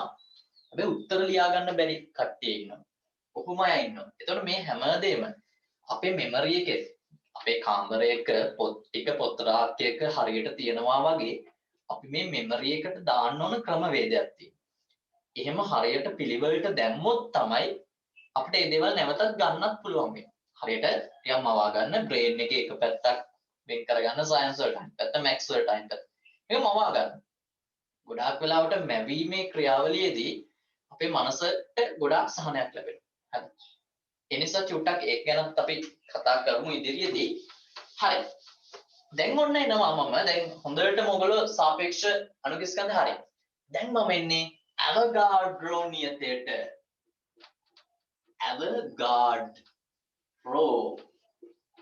අවගාඩ්‍රෝ කියලා නියතය අවගාඩ්‍රෝ කියන විද්‍යාඥයා තමයි මේක ප්‍රකාශ කරේ අවගාඩ්‍රෝ නියතය.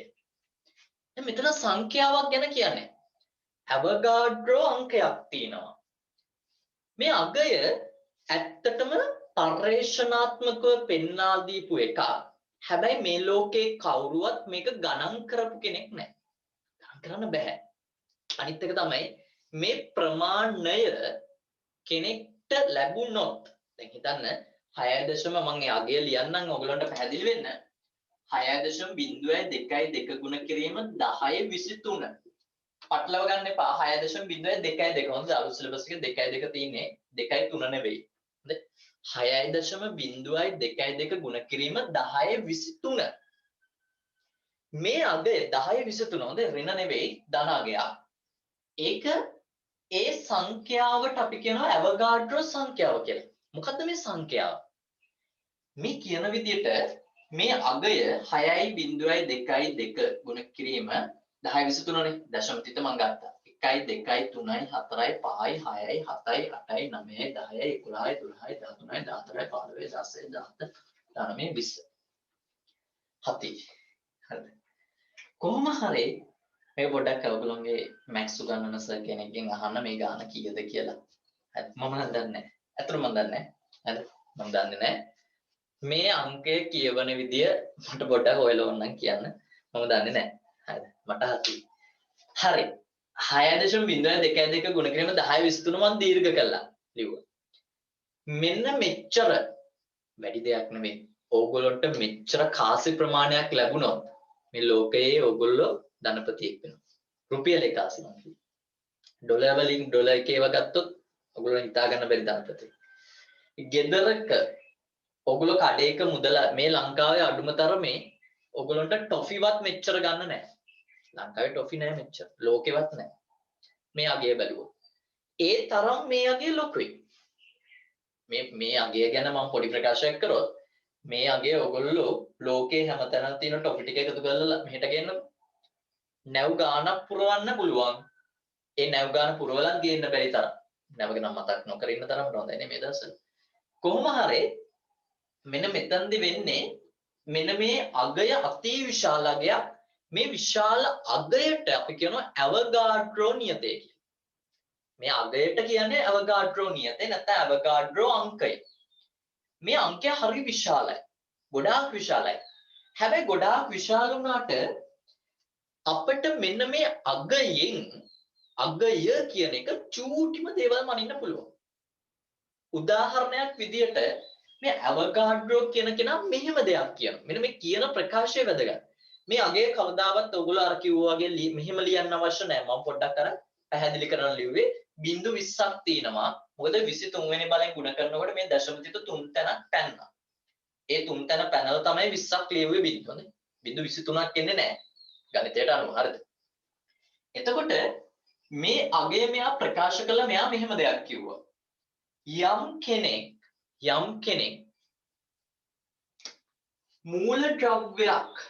මූල ද්‍රව්‍යයක් එයාගේ සාපේක්ෂ පරමාණුක ස්කන්ධය මූලද්‍රව්‍යයක ගන්න පුළුවන් පරමාණුවනේ හරි. සාපේක්ෂ පරමාණුක ස්කන්ධය ග්‍රෑම් වලින් ගත්තොත්. ඒ කියන්නේ ග්‍රෑම් වලින් කිරුවොත්. මම මේත් එක්කම උදාහරණයක් ගන්නම්. මම ගන්නවා සෝඩියම් කියන කෙනා එයාගේ සාපේක්ෂ පරමාණුක ස්කන්ධය 23යි. මම අර ඒක හිතුවේ වගුවේ හොඳද? ඔයගොල්ලන්ට දීපු දත්ත අනුව. එතන සාපේක්ෂ පරමාණුක ස්කන්ධය 23යි කියලා දී දෙනවා. එයාව ග්‍රෑම් වලින් ගත්තොත් කීයද ග්‍රෑම් 23යි. ග්‍රෑම් වලින් ගත්තොත් හොඳද? ඒ කියන්නේ අපි ඒක කිරුවොත් ඒ කිරුවට පස්සේ ඒක ග්‍රෑම් වලින් ගත්තොත් 23ක් ඒකේ ඇතුලේ 6.2 ගුණ කිරීම 10 23ක් තියනවාලු. හරිද? ලු අකුර අන්තිමට දාන්න. හරිද? තියනවාලු. ඉතින් ඒ කියන්නේ සෝඩියම් අය 6.2 ගුණ කිරීම 10 23ක් ඉන්නවා. සෝඩියම් පරමාණු මෙච්චරක් ඉන්නවා. එහෙනම් දැන් තේරෙනව නේද? සෝඩියම් එක පරමාණුවක බර පනින එක හරි අමාරුයි කියලා. ඒක නේද ඔයගලන්ට සෝඩියම් පරමාණුක බර මැන්නාම 10 ඍණ 23ක් ආවේ. එක පරමාණුවක. ඒ නිසා අපිට හරි ලේසි දෙයක් මනින්න ඒ පරමාණු නැතුව ගොඩාක් ප්‍රමාණය මනින්න. මම පොඩි උදාහරණයක් කියන්නම්. කළුතර බෝධියට ගියපු අය පොඩ්ඩක් අතොස්ස. බෝධියට ගියපු හෝ දැකලා තියෙන අය දැන් අර හයිවේ එක යනකොට අපිට මිස් වෙනවා. නමුත් ඔයගොල්ලෝ අහලා තියෙනවා. very good. දන්නවා. කළුතර බෝධිය ගැන දන්නවා. ඔයගොල්ලෝ දන්නවා කළුතර බෝධිය ගාවෙන් යනකොට හෝ එනකොට අපි පඳුරක් දාගෙන යනවා. නැත්නම් අපි මාතර පැත්ත යනකොට මාතර ඔයගොල්ලෝ දන්නව නේද මාතර බෝධිය ටවුන් එකේ තියෙන. එහෙම. අපි පඳුරක් දාගෙන යනවා. කළුතර බෝධිය තමයි ටිකක් ලංකාවේ ප්‍රසිද්ධ තැන. ඒකට පඳුරක් දාගෙන යනවා. එතන අත්දැකීම් ඇති. දෙමෝපියෝ ඇති එහෙම දාලා යන. එහෙම අනේ ෂුවර් නේද? හරි. ඔබ නිකමට කල්පනා කරාද ওই කළුතර බෝධිය ගාව කාසින දාන්නේ පඳුරනේ දාන්නේ. මේ පඳුරු කොහොමද ගණන් කරන්නේ? කොහොමද පඳුරු ගණන් කරන්නේ? පොඩක් ඒක හිතුවාද? මෙතෙක් කල් හිතුවාද? දන්න කෙනෙක් මට චූට්ටක් කියන්න. සාමාන්‍ය හිතා ගන්න බැරුව ඇති. ඇත්තටම මම නිකන් උදාහරණයක් කිව්වොත් එක පැයක් ඇතුලේ ගෝණි ගණනාවක් පිරෙනවා. මේ දවස්වල නැහැ නේද? ගෝණි ගණනාවක් කාසි පිරෙනවා. පඳුරු පිරෙනවා. කොහොමද එනම් මේව ගණන් කරන්නේ? දන්න කෙනෙක් මට චුට්ටක් අහන්න. දහම් කොහොමද? කොහොමද ගණන් කරන්නේ? මේ ප්‍රායෝගික පැත්ත. ප්‍රායෝගික දෙයින් යමු අපි සයන්ස් වලට. ජීවිතේට විද්‍යාව කියදෙන අපේ විද්‍යාව පන්ති ඒකනේ. කොහොමද ගණන් කරන්නේ? හිතා ගන්න බෑ එහෙමද? මෙන්න මෙහෙමයි. හරිද? එහෙම කරනකොට මුලින්ම කරන්නේ කාසි ටික ඒකේ සේවක මණ්ඩලයක් වෙනම ඉන්නවා. කාසි ගණන් කරන්නේ නැහැ. කාසි වෙන් කරනවා. අපි හිතමු 5 කාසිය එක පැත්තකට දානවා. හරිද? රුපියලේ කාසිය එක පැත්තකට, 2 කාසිය එක පැත්තකට, 10 කාසිය එක පැත්තකට. කොහමද? කොළ දැම්මොත් නම් ලේසියිනේ ඉතින්. කොළ දාන්නවට ඉන්නේ. කාසි ටික දාන්නේ පඩු. මේක දැම්මට පස්සේ කාසි ටික වෙන් කළා ඒකේ හිතන්න මේ කොච්චර ප්‍රායෝගිකද කියලා මුලින්ම 10 කාසිය අපිට ඇවිල්ලා තියෙන මහා ලොට් එකක්. හිතා ගන්න බෑ ගණන් කරගන්න බෑ. ගණන් කරන්න බෑ ගෝණි ගණනාව. මුලින්ම කරන්නේ එක කාසියක බර කිරනවා. නැත්නම් අපි කරන්නේ එක කාසියක බැරි නම් කාසි 10ක් විතර අරන් බර කිරනවා. එතකොට අපිට එක කාසියක බර ලබා ගන්න පුළුවන්. දැන් මොකද්ද කරන්නේ? මේ මුළු මල්ලම දාලා කිරනවා. මල්ලම දාලා කිරලා අර එක කාසියක අගේ බෙදන්න පුළුවන්. හැබැයි ඊට කලින් හොඳට මතක තියාගන්න මේ මල්ලේ බරක් තියෙනවා. ඒ මල්ලේ බර අයින් කළා තමයි ගන්නෙ. ඒක ඔයගොල්ලෝ දන්නවනේ මුලින්ම මල්ල තියලා බලලා ඊට පස්සේ කාසි ටික පුරවලා එමත් තිව්වට පස්සේ අපිට ඒ මුළු බරෙන් මල්ලේ බර අඩු කරාම කාසි වල බර විතරක් එනවා. ඊට පස්සේ මොකද කරන්නේ? එක කාසියක බරෙන් බෙදන්න. හරිද? එහෙම කරාම අපිට එතන තියෙන කාසි ප්‍රමාණය හොයාගන්න පුළුවන්. කාසි ප්‍රමාණය හොයාගන්න පුළුවන්. ලේසියම සරලවම හොයාගන්න පුළුවන්. එතකොට දැන් කෙනෙක් කියාවේ අනේස එතකොට එකක් දෙකක් වෙනස් වෙනවා. ඒක ගැටලුවක් නෑ. මොකද මේ නිකන් මේ අර මොකද්ද මේ නෑ කියන්න ඕනේ නෑ. ළමන්ෙන් අතිශය ගොඩාක් හම් වෙන තැනකට චූටි දෙයක් වෙනස් වුණයි කියන එක ඒක නොසලකිය හැකි තරම් දෙයක්. හරිද? ඒ නිසා ඒක ගැන හිතන්නේ. අන්න ඒ වගේ අපි මේ අවස්ථාවේදී අපිට කවදා හරි මේක ගණන් කළා හදන්න ගත්තොත් කවදාවත් කරන්න බෑනේ. පරමාණු ගණන් කරන්න බෑ. ඉතින් අපි කරන්නේ මොකද්ද? ලේසි ක්‍රමයක් හොයාගත්තා. ඒ තමයි අපි සාපේක්ෂ පරමාණුක ස්කන්ධය කියන එකක් ගණිතයට අනුව හොයාගත්තා. දැන් නම් ඔයගලට දෙනවා. අන්න ඒක ග්‍රෑම් වලට පෙරලනවා. ග්‍රෑම් වලට පෙරනවා කියන්නේ ග්‍රෑම් කියන ආගය දාලා ඒක කිරනවා. කිරුවාම ෂුවර් පිට මෙතන තියෙන 6.02 ගුණ ග්‍රෑම් 10 20. හරි. ෂුවර් පිටම තියෙනවා. දැන් අපි තව එකක් ගමු. දැන් මට ආසයි කාබන් කියන කෙනා ගන්න. කාබන්ගේ සාපේක්ෂ පරමාණු ස්කන්ධය 12යි. මම කාබන් ටික අරගෙන හරියටම ග්‍රෑම් 12ක් කියනවා. හරියටම කියනකොට මෙන්න මෙහෙම කට්ටිය දාන එක හරි නිවැරදි. 12.0000 ඔහොම දාන. එතකොට ඒ කියන්නේ හරිම තුලාවකින් මේව කරන සිවුදඩු තුලාවකින් වගේ හරියටම ග්‍රෑම් 12 ගත්තොත් අන්න එතන කාබන් නෑ ඉන්නේ 6.02 ගුණින් 10. ඒ කියන්නේ මොකා ගත්තා මොන මූල ද්‍රව්‍ය ගත්තා එයාගේ සාපේක්ෂ පරමාණු ස්කන්ධය ග්‍රෑම් වලට ගත්තොත් ඒක ඇතුලේ මෙච්චරක් ඉන්නේ. ෂුවර් කියන්නේ ඕන ගණන් කළා. ඕන ගණන් කළා. අනිවාර්යයෙන්ම යාව සාපේක්ෂ පරමාණු ස්කන්ධයේ ප්‍රමාණය ග්‍රෑම් වලින් ගත්තොත් ඒක ඇතුලේ 6.02 ගුණින් 10. ඒක මුලින් තේරුණාද කියන්නකෝ මට. මේ කතාව තේරුම් නැත්නම් මට චුට්ටක් අදෝසක්. මෙතන සමහර අය ඉන්නවා විචලනය වෙනවා. එනවා යනවා. ඒක සිග්නල් ගැටලුවක් ඒක චුට්ටි ගැටලුවක් වෙනවා. මේ කියපු දේ ඊට පස්සේ එන්නේ නැහැ ප්‍රශ්නයක්. අනිවාර්ය රෙකෝඩින් එක බලන්න යය. මට අනිත් අය කියන්න බලන්න මේක නොතේරුණයි චුට්ටක් අදෝස. තේරුන්නේ නැහැ very good. තේරුණාද තේරුන්නේ නැහැ කියලා දැන් මට ඒක එන්නේ ඒක පොඩ්ඩක් හිතා ගන්න. මේ අදෝසන් තේරුන්නේ නැති ඇයිද? තේරුන්නේ නැති ඇයි නේද අදෝසන්? ඔව් තේරුච්ච නැති අය. හරි. ඔන්න මම අයිමන් මුලින් නම් කියලා දෙනවා වැඩේ. very good. තේරෙන්නේ නැත්නම් අනිවාර්යෙන්ම අහන්න ඕන. ඔන්න මම අයිමන් කියලා දෙනවා වැඩේ. මේ බලන්න. ඇවගාඩ්‍රෝ නියතය කියලා එකක් තියෙනවා. මේක හඳුන්වලා දුන්නේ ඇවගාඩ්‍රෝ. කවුරු හඳුන්වලා දුන්නා? ඔන්න එයාගේ නම ඇවගාඩ්‍රෝ. ඇවගාඩ්‍රෝ නියතයට අදාළව ඇවගාඩ්‍රෝ අංකය එයා නම්බර් එකක් කියලා දෙනවා. ඒ කියන්නේ සංඛ්‍යාවක්. මෙයා සංඛ්‍යාවක් කියලා තිනවා මේ සංඛ්‍යාව 6.02 ගුණ ක්‍රම 10 23. මේ සංඛ්‍යාව ගොඩාක් ලොකුයි. අතිශය ලොකුයි. හිතා ගන්නවත් බෑ. හැබැයි මම ඒක දීර්ඝ කරලා ලිව්වා. 6.02 බිඳුව ගානක් ලිව්වා. බිඳුව 20ක් ලිව්වා. 6.02 ගුණ ක්‍රම 10 23 ලිව්වා. දැන් මේ අගේ ඇත්තටම ගණන් කරන්න බෑ. හැබැයි එයා ප්‍රකාශයක් කරා. එයා ප්‍රකාශයක් කරේ ඕනෑම මූල ද්‍රව්‍යයක්.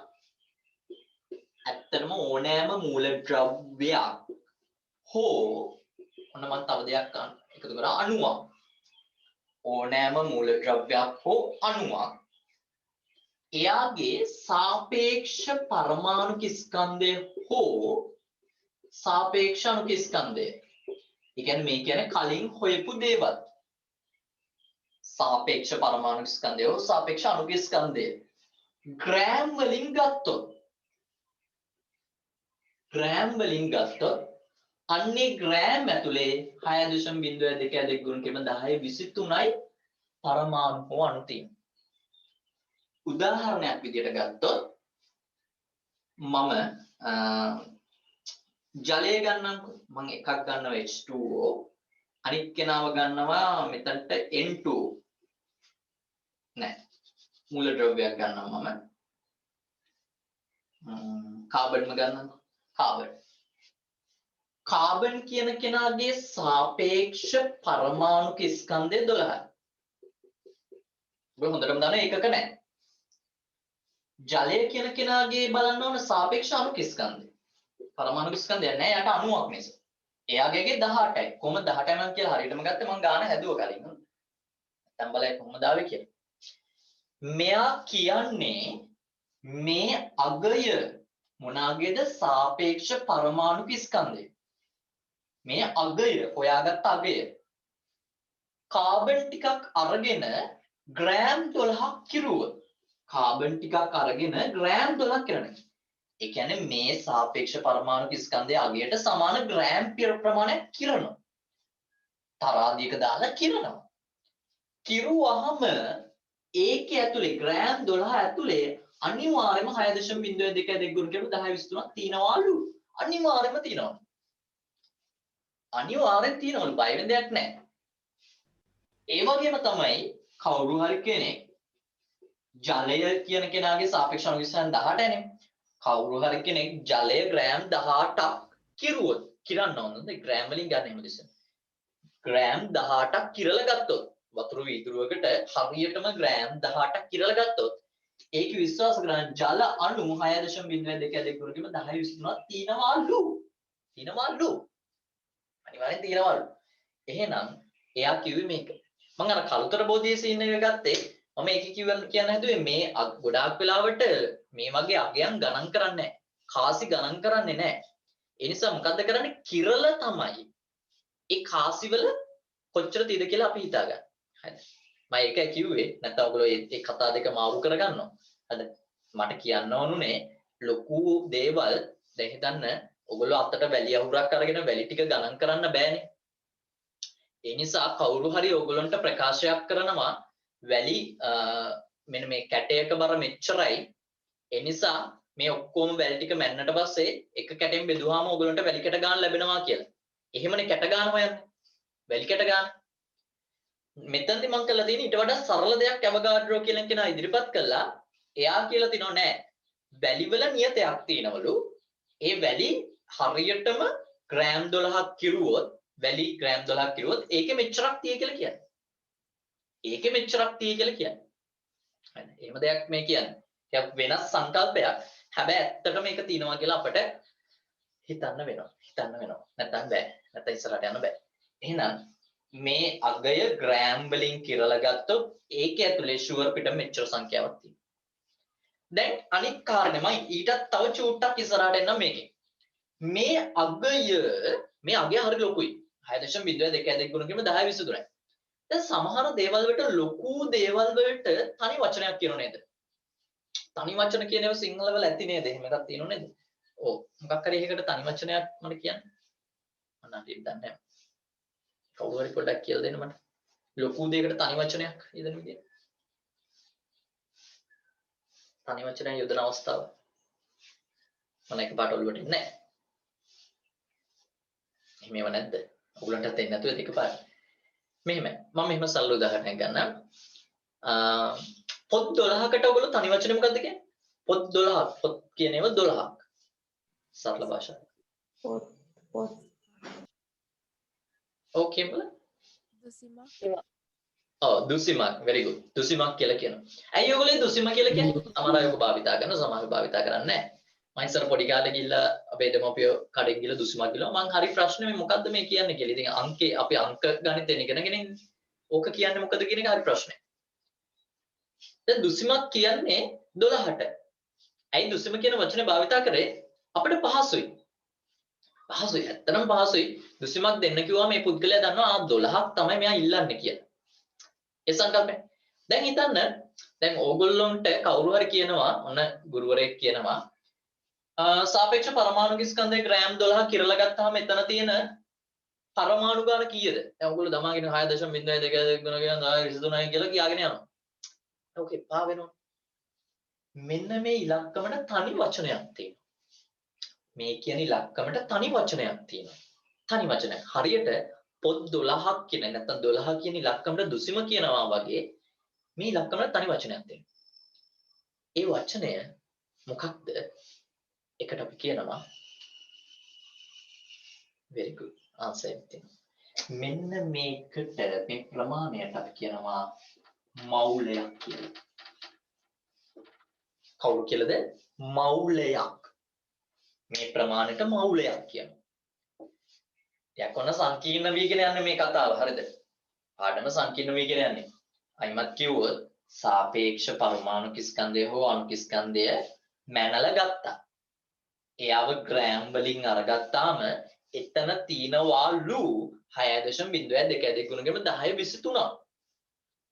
අන්නේ 6.02 ගුණ කිරීම 10 23 කියන ඉලක්කමට තනි වචනයක් වෙන මූලයක් කියන.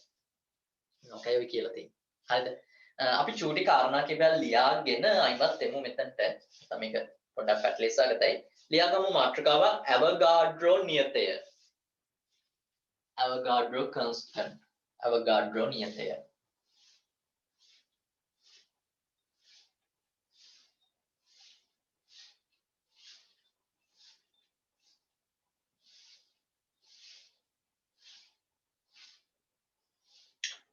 මට ආන්සර් එකක් කියලා තියෙනවා මේ බිංදු 18ක් නම් කොට්‍රිලියන් නේද? බිංදු 21 නම් සෙට්‍රිලියන් කියලා.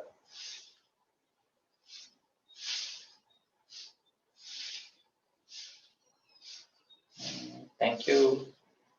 වල තියෙනවා මිස්ටේක් වටිනවා.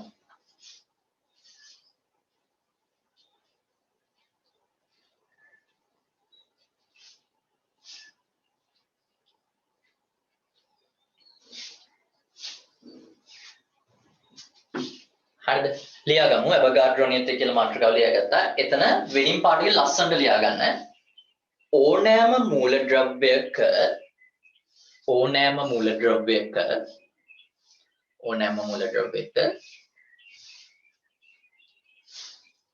සාපේක්ෂ පරමාණුක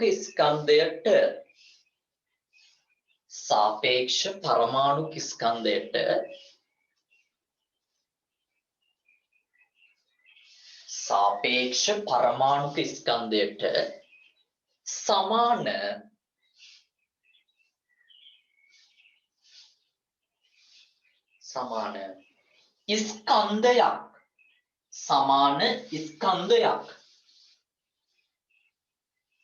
සමාන ස්කන්ධයක් ග්‍රෑම් වලින් ගත් විට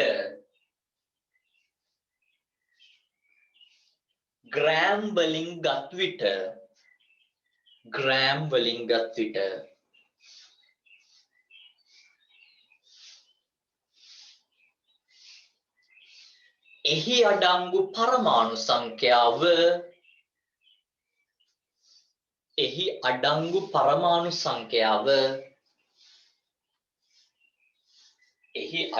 පරමාණු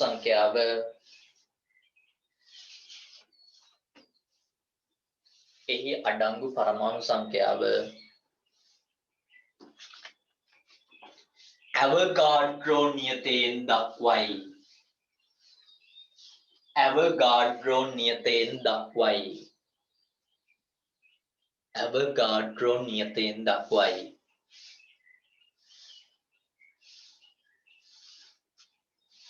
අවගාඩ්‍රෝ නියතයෙන් දක්වයි.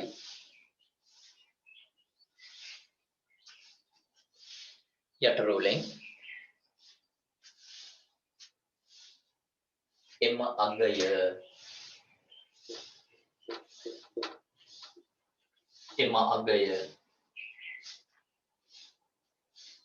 බෝඩ් එකේ හරියටම ලියලා තියෙන්නේ 6.02 ගුණ කිරීම 10.23යි හොඳ 6.02 ගුණ කිරීම 10.23යි එම අගය 6.02 ගුණ කිරීම 10.23 වේ.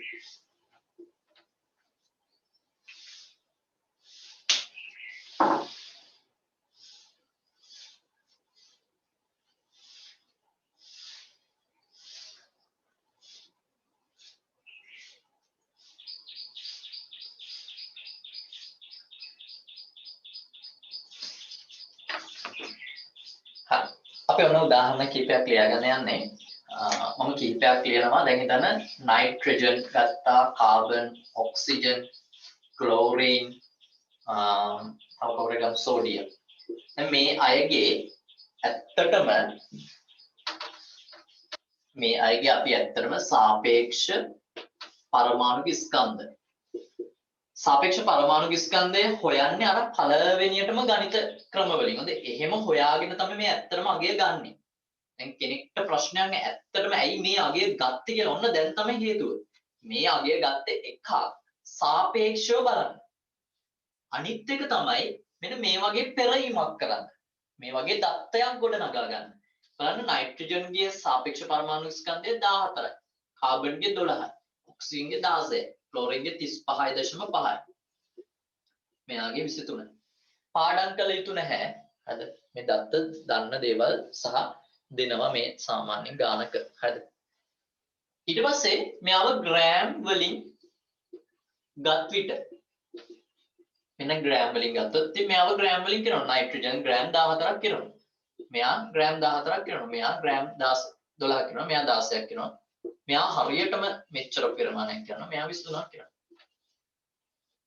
එහෙම කිරුවොත් අනිවාර්යයෙන්ම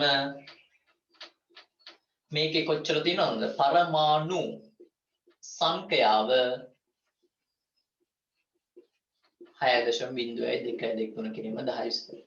ෂුවර් පිටම පරමාණු 6.0223 කිරීම 10. හරිද? සාපේක්ෂ පරමාණු ස්කන්ධය ගත්තොත් එයාව ග්‍රෑම් වලින් ගත්තොත් ෂුවර් පිට මෙතන තියෙනවා. පරමාණු එච්චර තියෙනවා. මෙන්න මේ කතාවත් ලියාගමු. මේකත් ලියාගමු. මට මේ වගේම තව දෙයක් ලියන්නත් ඕන. අණුව ගැනත් මේ ගැන කතා කරන්න ඕන.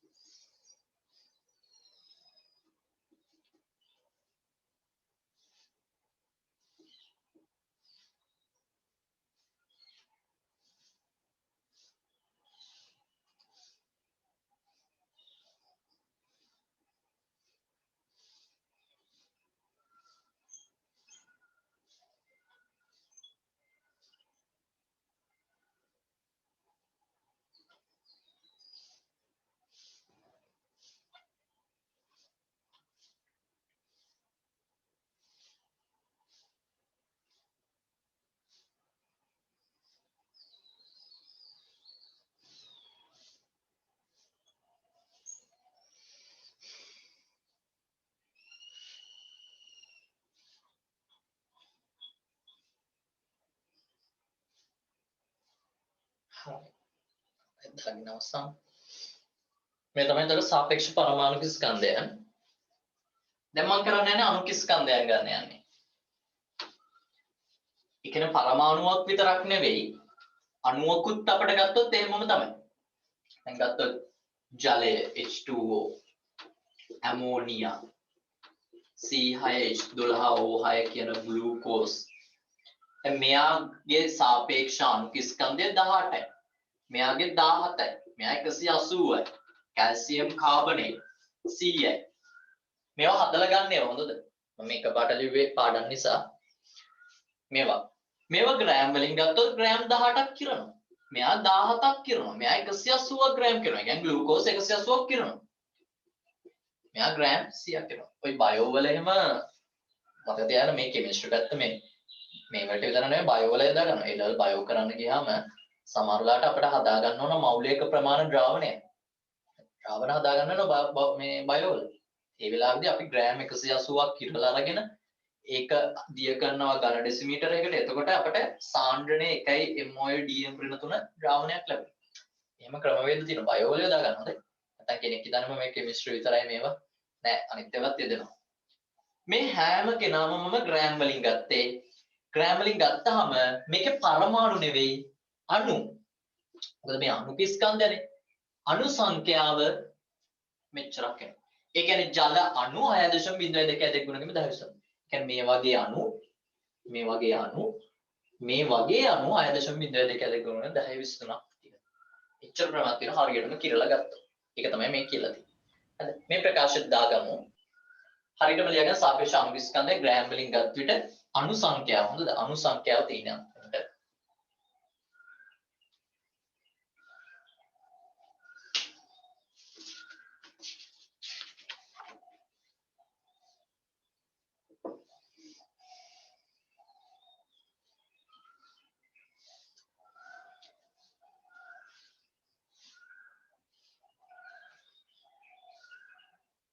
බෝඩ් එක පේන්නේ නැලු අයියේ.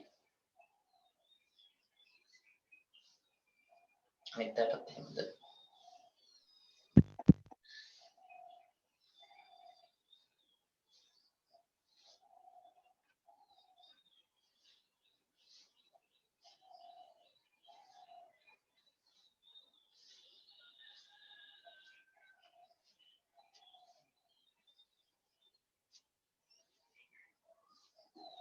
අටහමාරට රිවිෂන් 11 අවසර පවත්වනවා. ෆීඩ් ෆෝවර්ඩ් පේපර් එක චුට්ටක් බලාගෙන ඉන්න.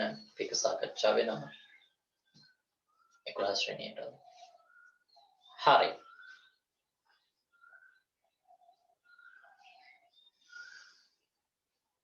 ලියලා අවසන් නැහැ චුට්ටක් අතුස්සන්න.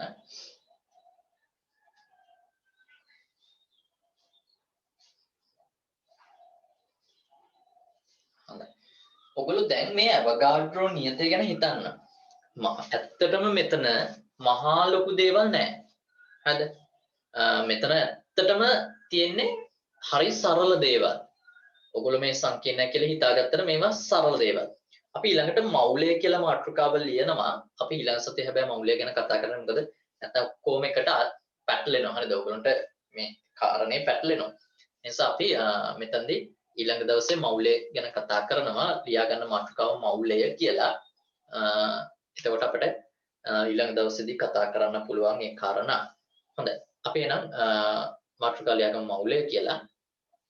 ලියාගෙන අපි අදට පන්ති අවසන් කරමු.